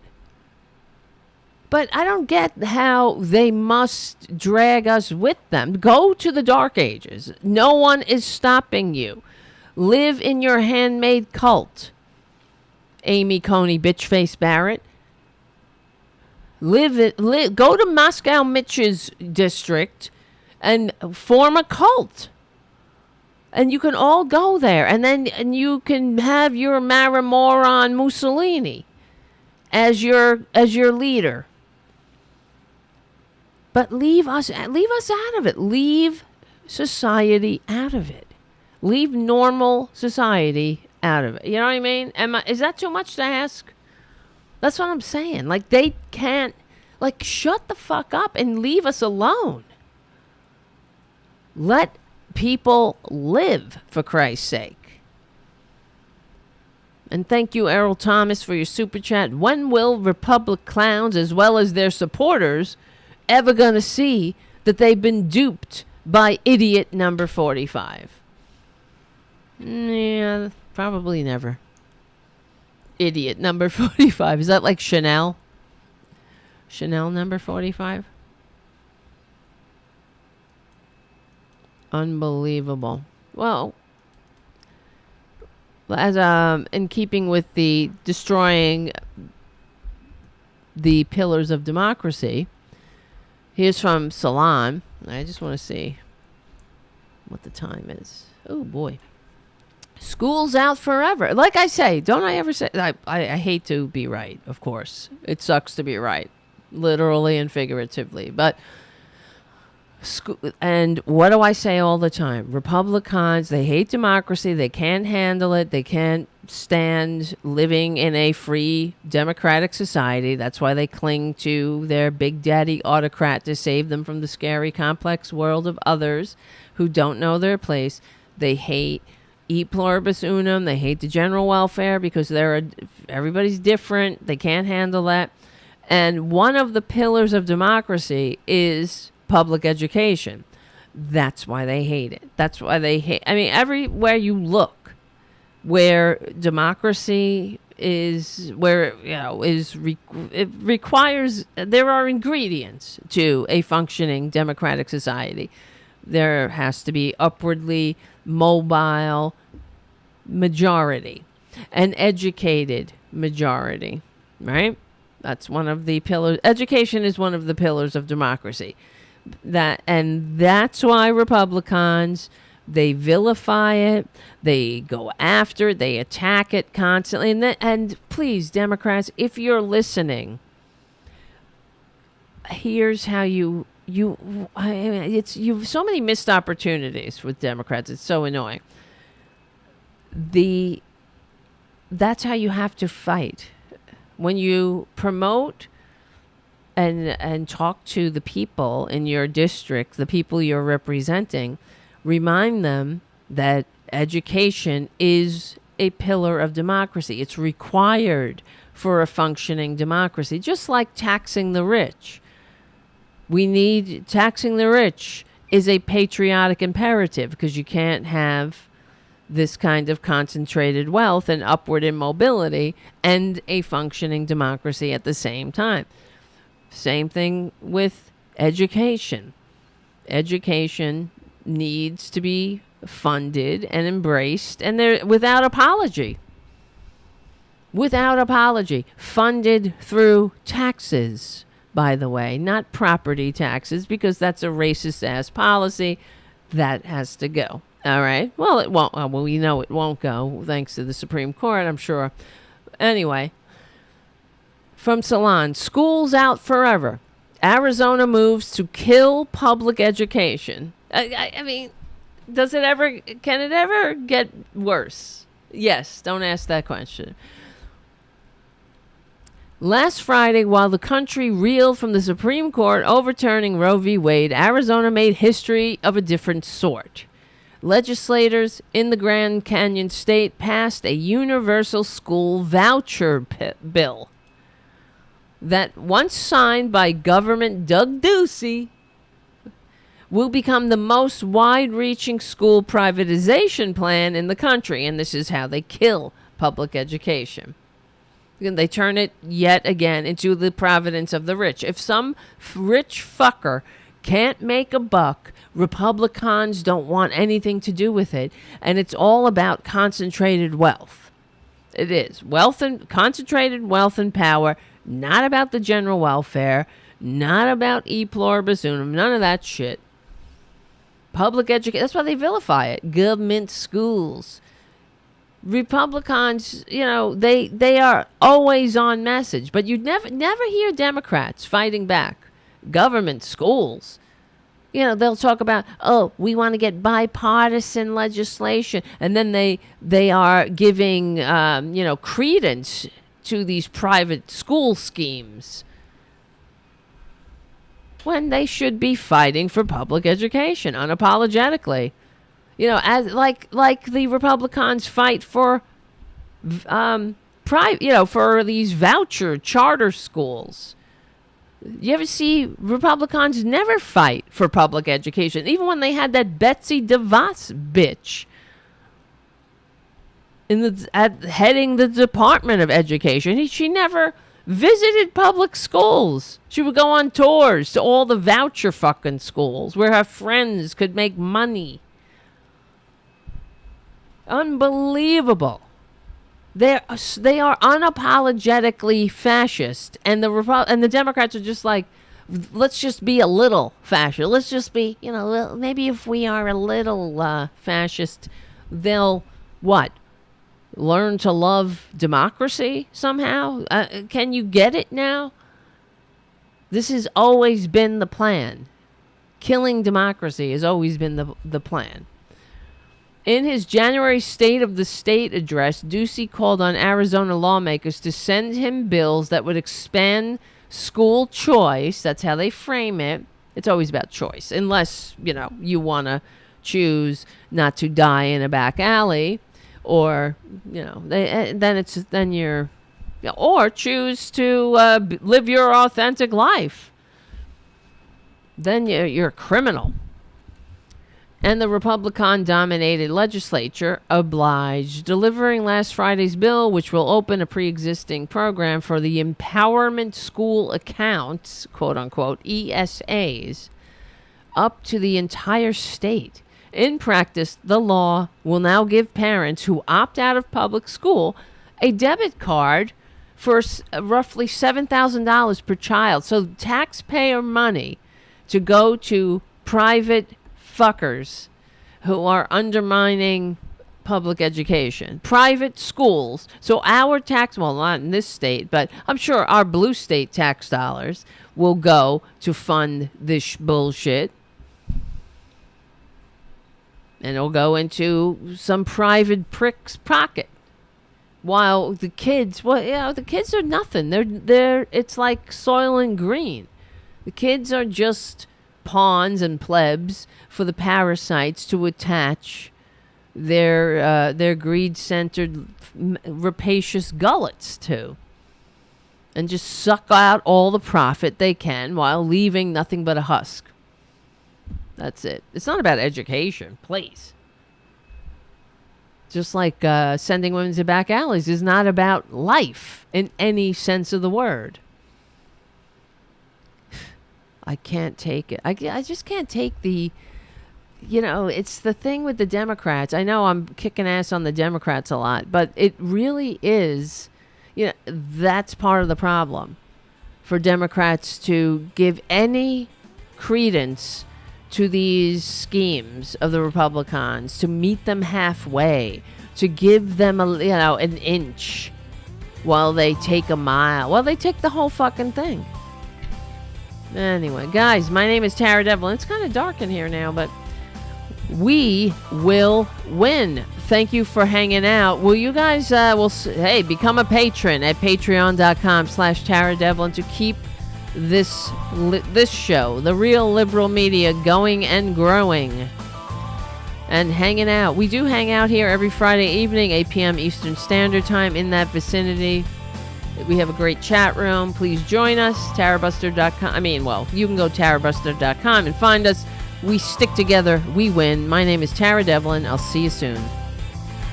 I gotta fix that. I tried to fix that. It didn't work. Holy shit. Bing. All right, listen up. What's going on in the chat room? Or how's everybody doing?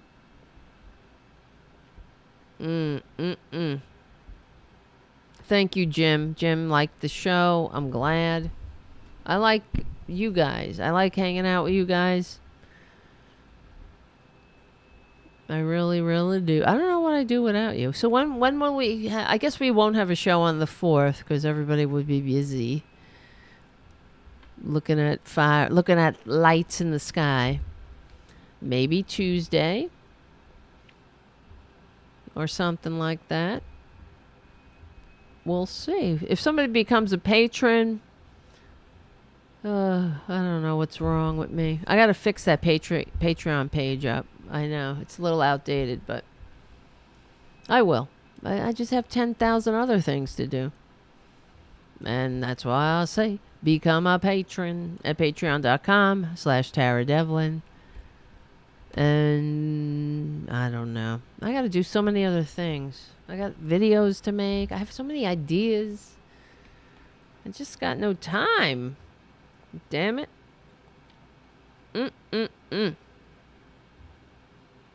Yes. I just got this. Oh, thank you, Matt, for your super chat. I just got an email from Kay Petrini. Just want to share it with you guys. I'm sending it to my computer. A picture that she sent. A meme. Come on, get over there.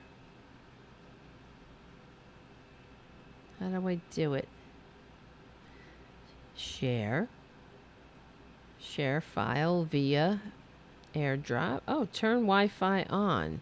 That's what's happening. The Wi-Fi is off. Wi-Fi on. There we go. Why is it not connected? That's weird. Okay, let's try again. Boom, bidum, bum, bum. Boom, bidum, bum, bum. Boom. Boom. There it goes. Let's see. Take me to it.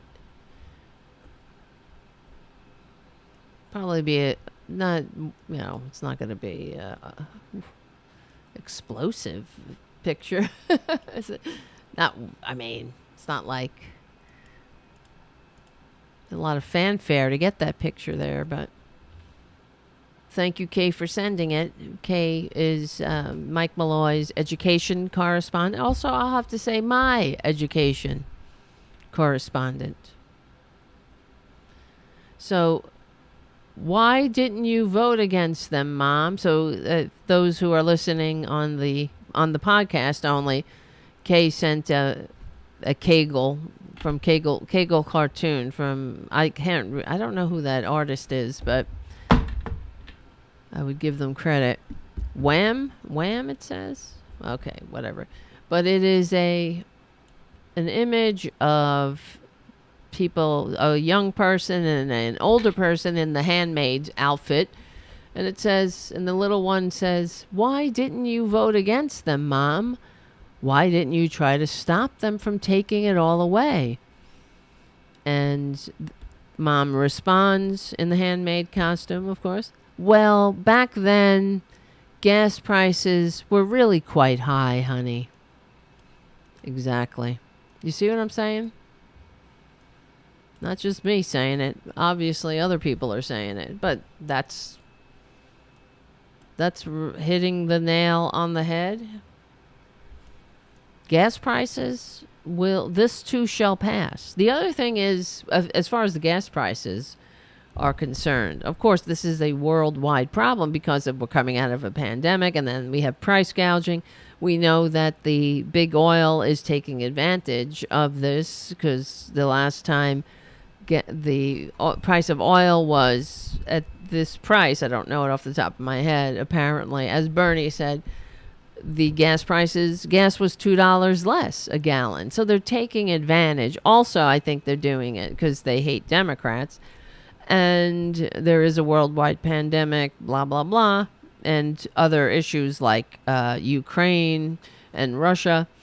And, this will pass. And the other problem is the Republicans, this kiss up, kick down, trickle down nightmare that we live in, the least upwardly mobile with the widest income gap of all of Western democracies, that no one ever mentions that, too. The fact that people are struggling with with high gas, if gas goes $2 higher, then, and you can't, your whole world is turned upside down. That's not freedom. You're not in the middle class. This is not a functioning working class. Part of being middle class and being economically vibrant would mean that you're able to handle the ups and downs of life, of the economy, of things that happen. If you're hanging by a thread, living paycheck to paycheck, like 80% of the American people are, that's not freedom. That's not democracy. It's not supposed to be like that. That is a failure. And no one talks about that as far as gas prices. Just like, how are we going to get them lower? Not how are we going to pay people more? There's another solution. We'll have a gas tax holiday. Well, how about we pay people living wages so they can afford the gas when it goes $2 higher? They're not on the balls of their ass trying to, figure it out. They could be, okay, we can ride it out. Lordy, I hope they're tapes. All right. Thank you, guys. It's true, though, right? Am I wrong about that? No. That's part of it. No one talks about this. No one. No one says. That's what makes me think, like, am I wrong about this? No. Come on. You're right, exactly. Winston on the chat. Or how are we going to get off fossil fuels altogether? The newest thing, another thing, well, not that new, I guess, but they're fighting, of course, because Republicans are dumb. You have the greedy fuckers, and then you have the stupids who follow them, and they're spreading, a bullshit, this trope or whatever. It's not. I guess that's not the appropriate word. Well, just spreading a lie that electric cars actually are worse on the environment than the old combustion engine, which is not true. They're like, oh, I just saw this today. Where is it? It's all over the place. And I'm tired of it. I am tired of it.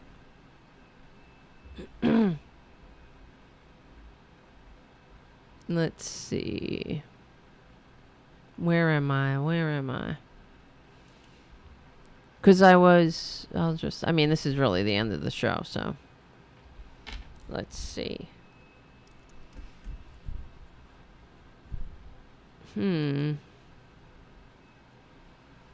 Yeah.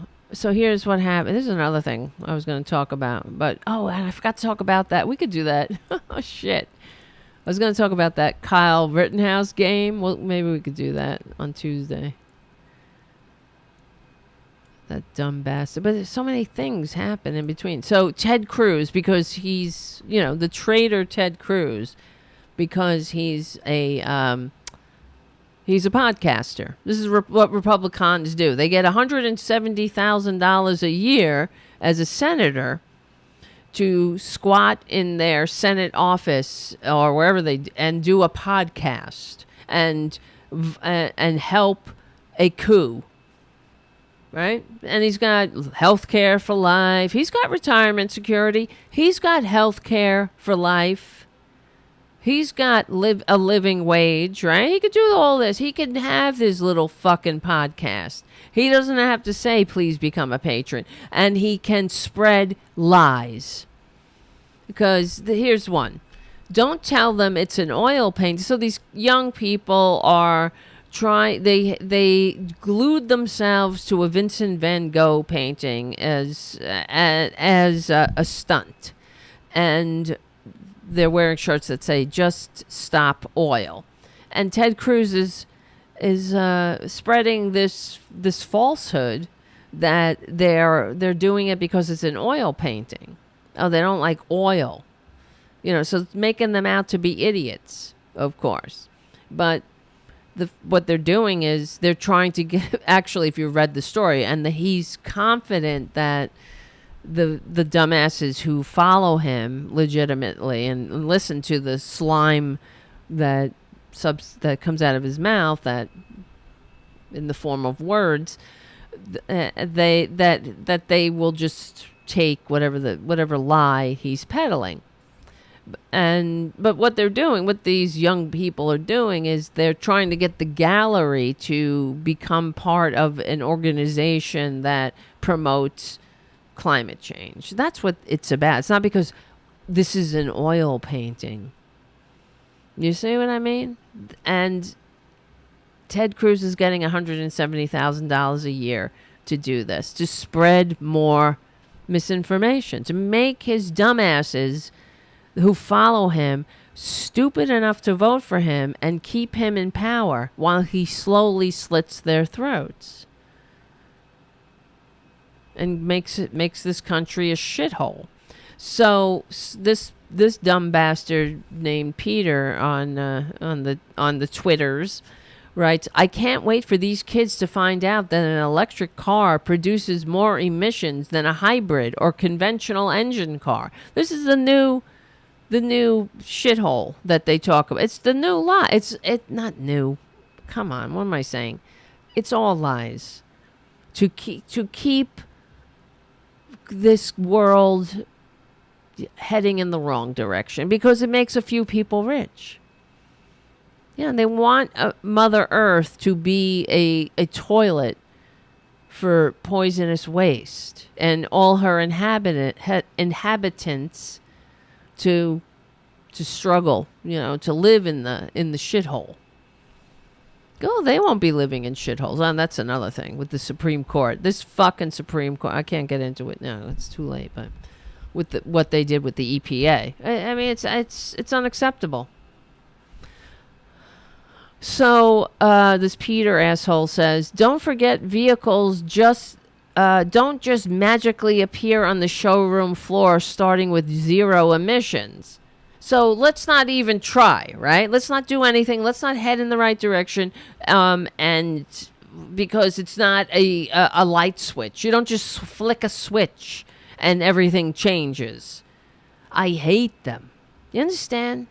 I am correct. I'm so right when I say that when we crawled out of the ooze, these scumbags were standing in the way. You better believe it. So the fact is, as I informed this dumb bastard named Peter, electric vehicles typically have a smaller carbon footprint than gasoline cars, even when accounting for the electricity used in charging. Electric vehicles have no tailpipe emissions. Generating the electricity used to charge EVs, however, may create carbon pollution, but this amount varies widely based on how local power is generated. For example, using coal or natural gas, which emits carbon pollution, versus renewable resources like wind or solar, because we're not completely there yet, you stupid effing goddamn albatross. That's what they are. They're the albatrosses around our necks.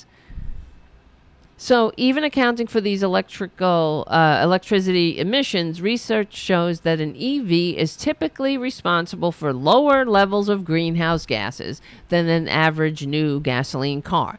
To the extent that more renewable energy sources like wind and solar are used to generate electricity, the total GHGs associated with EVs, greenhouse gases, exactly, could be even lower. In 2020, renewables became the second most prevalent U.S. electricity source. Second most. Only because it was not first most because of these fucking albatrosses. You better believe it.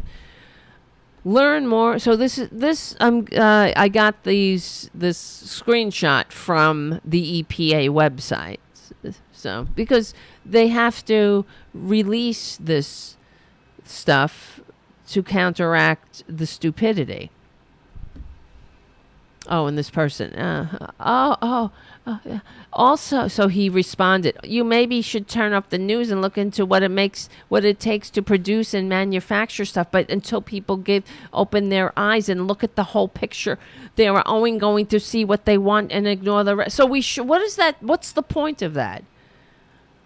I should turn off the news and look at what it takes to produce and manufacture stuff. That's what they're saying. It takes... Some places are using oil. Some places are using coal because we're not quite there yet. But we want to head in the right direction. That doesn't mean we don't fucking head in the right direction and change things for the better.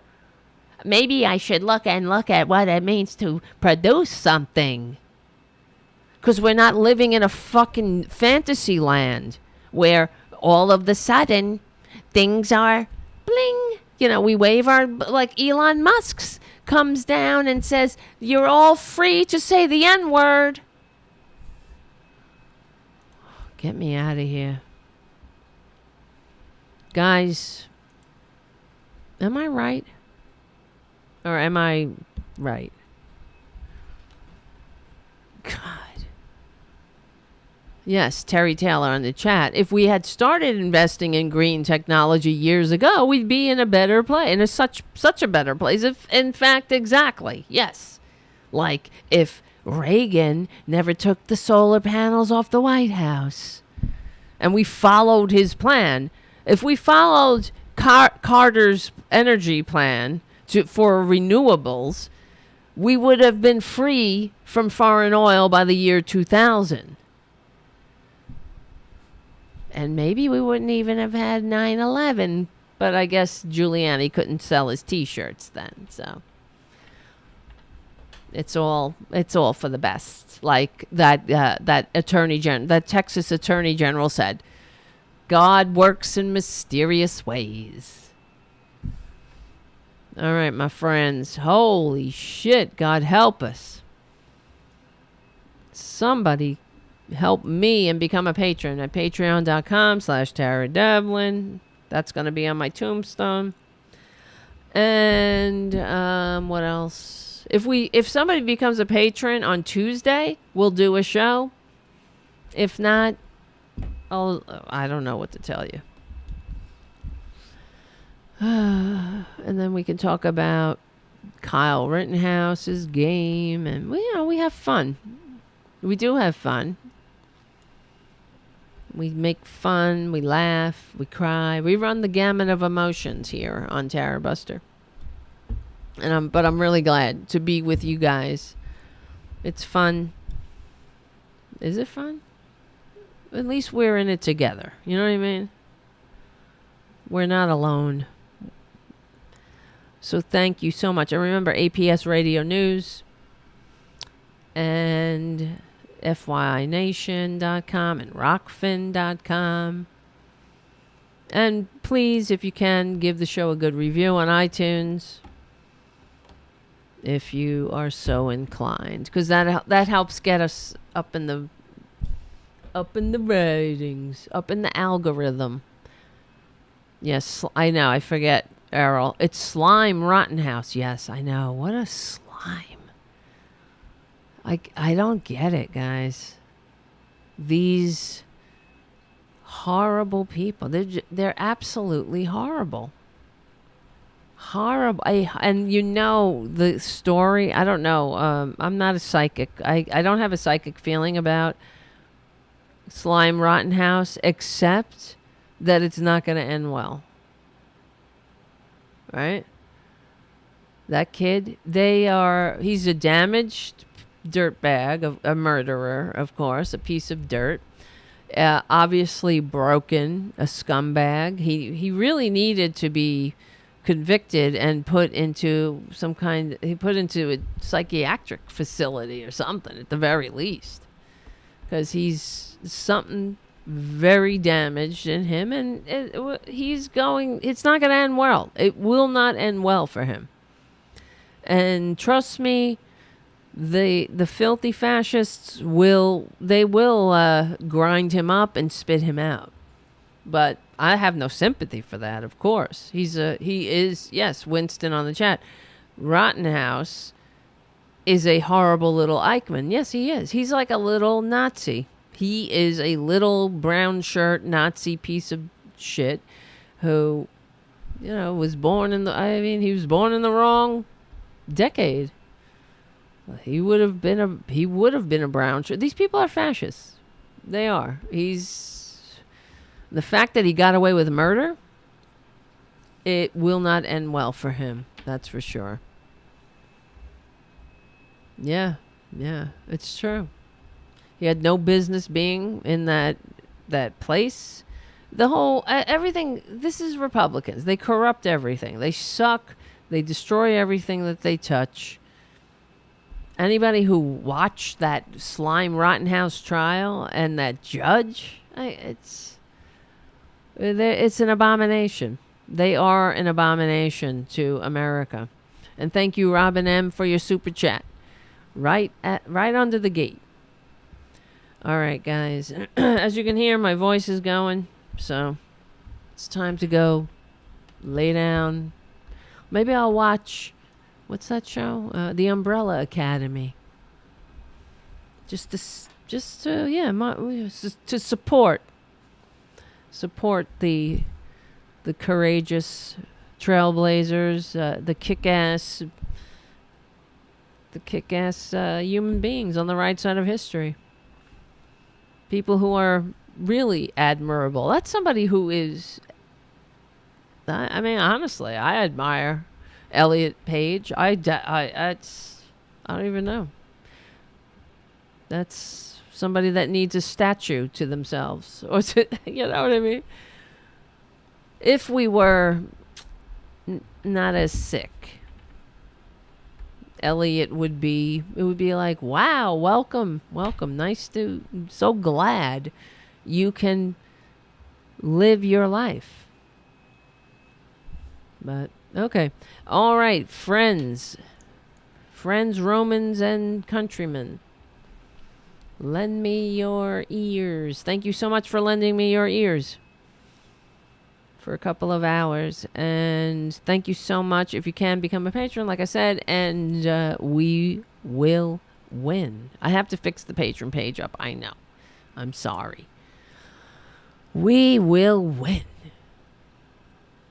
We will win. They have to pretend they're us. That's how we know we will win. They always have to pretend they're doing something right. Like it's altruistic. They care. But it's an act. We're on the right side of history. We're on the right side of decency, dignity, and democracy. Guys, thank you so much for hanging out. My name is Tara Devlin, and I will see you very soon. And enjoy your 4th of July. Remember, get some rest, because we got a lot of work to do. Think about all those who died for this country. Let's make sure they didn't die in vain and take this country back from the fascists. I'll see you soon.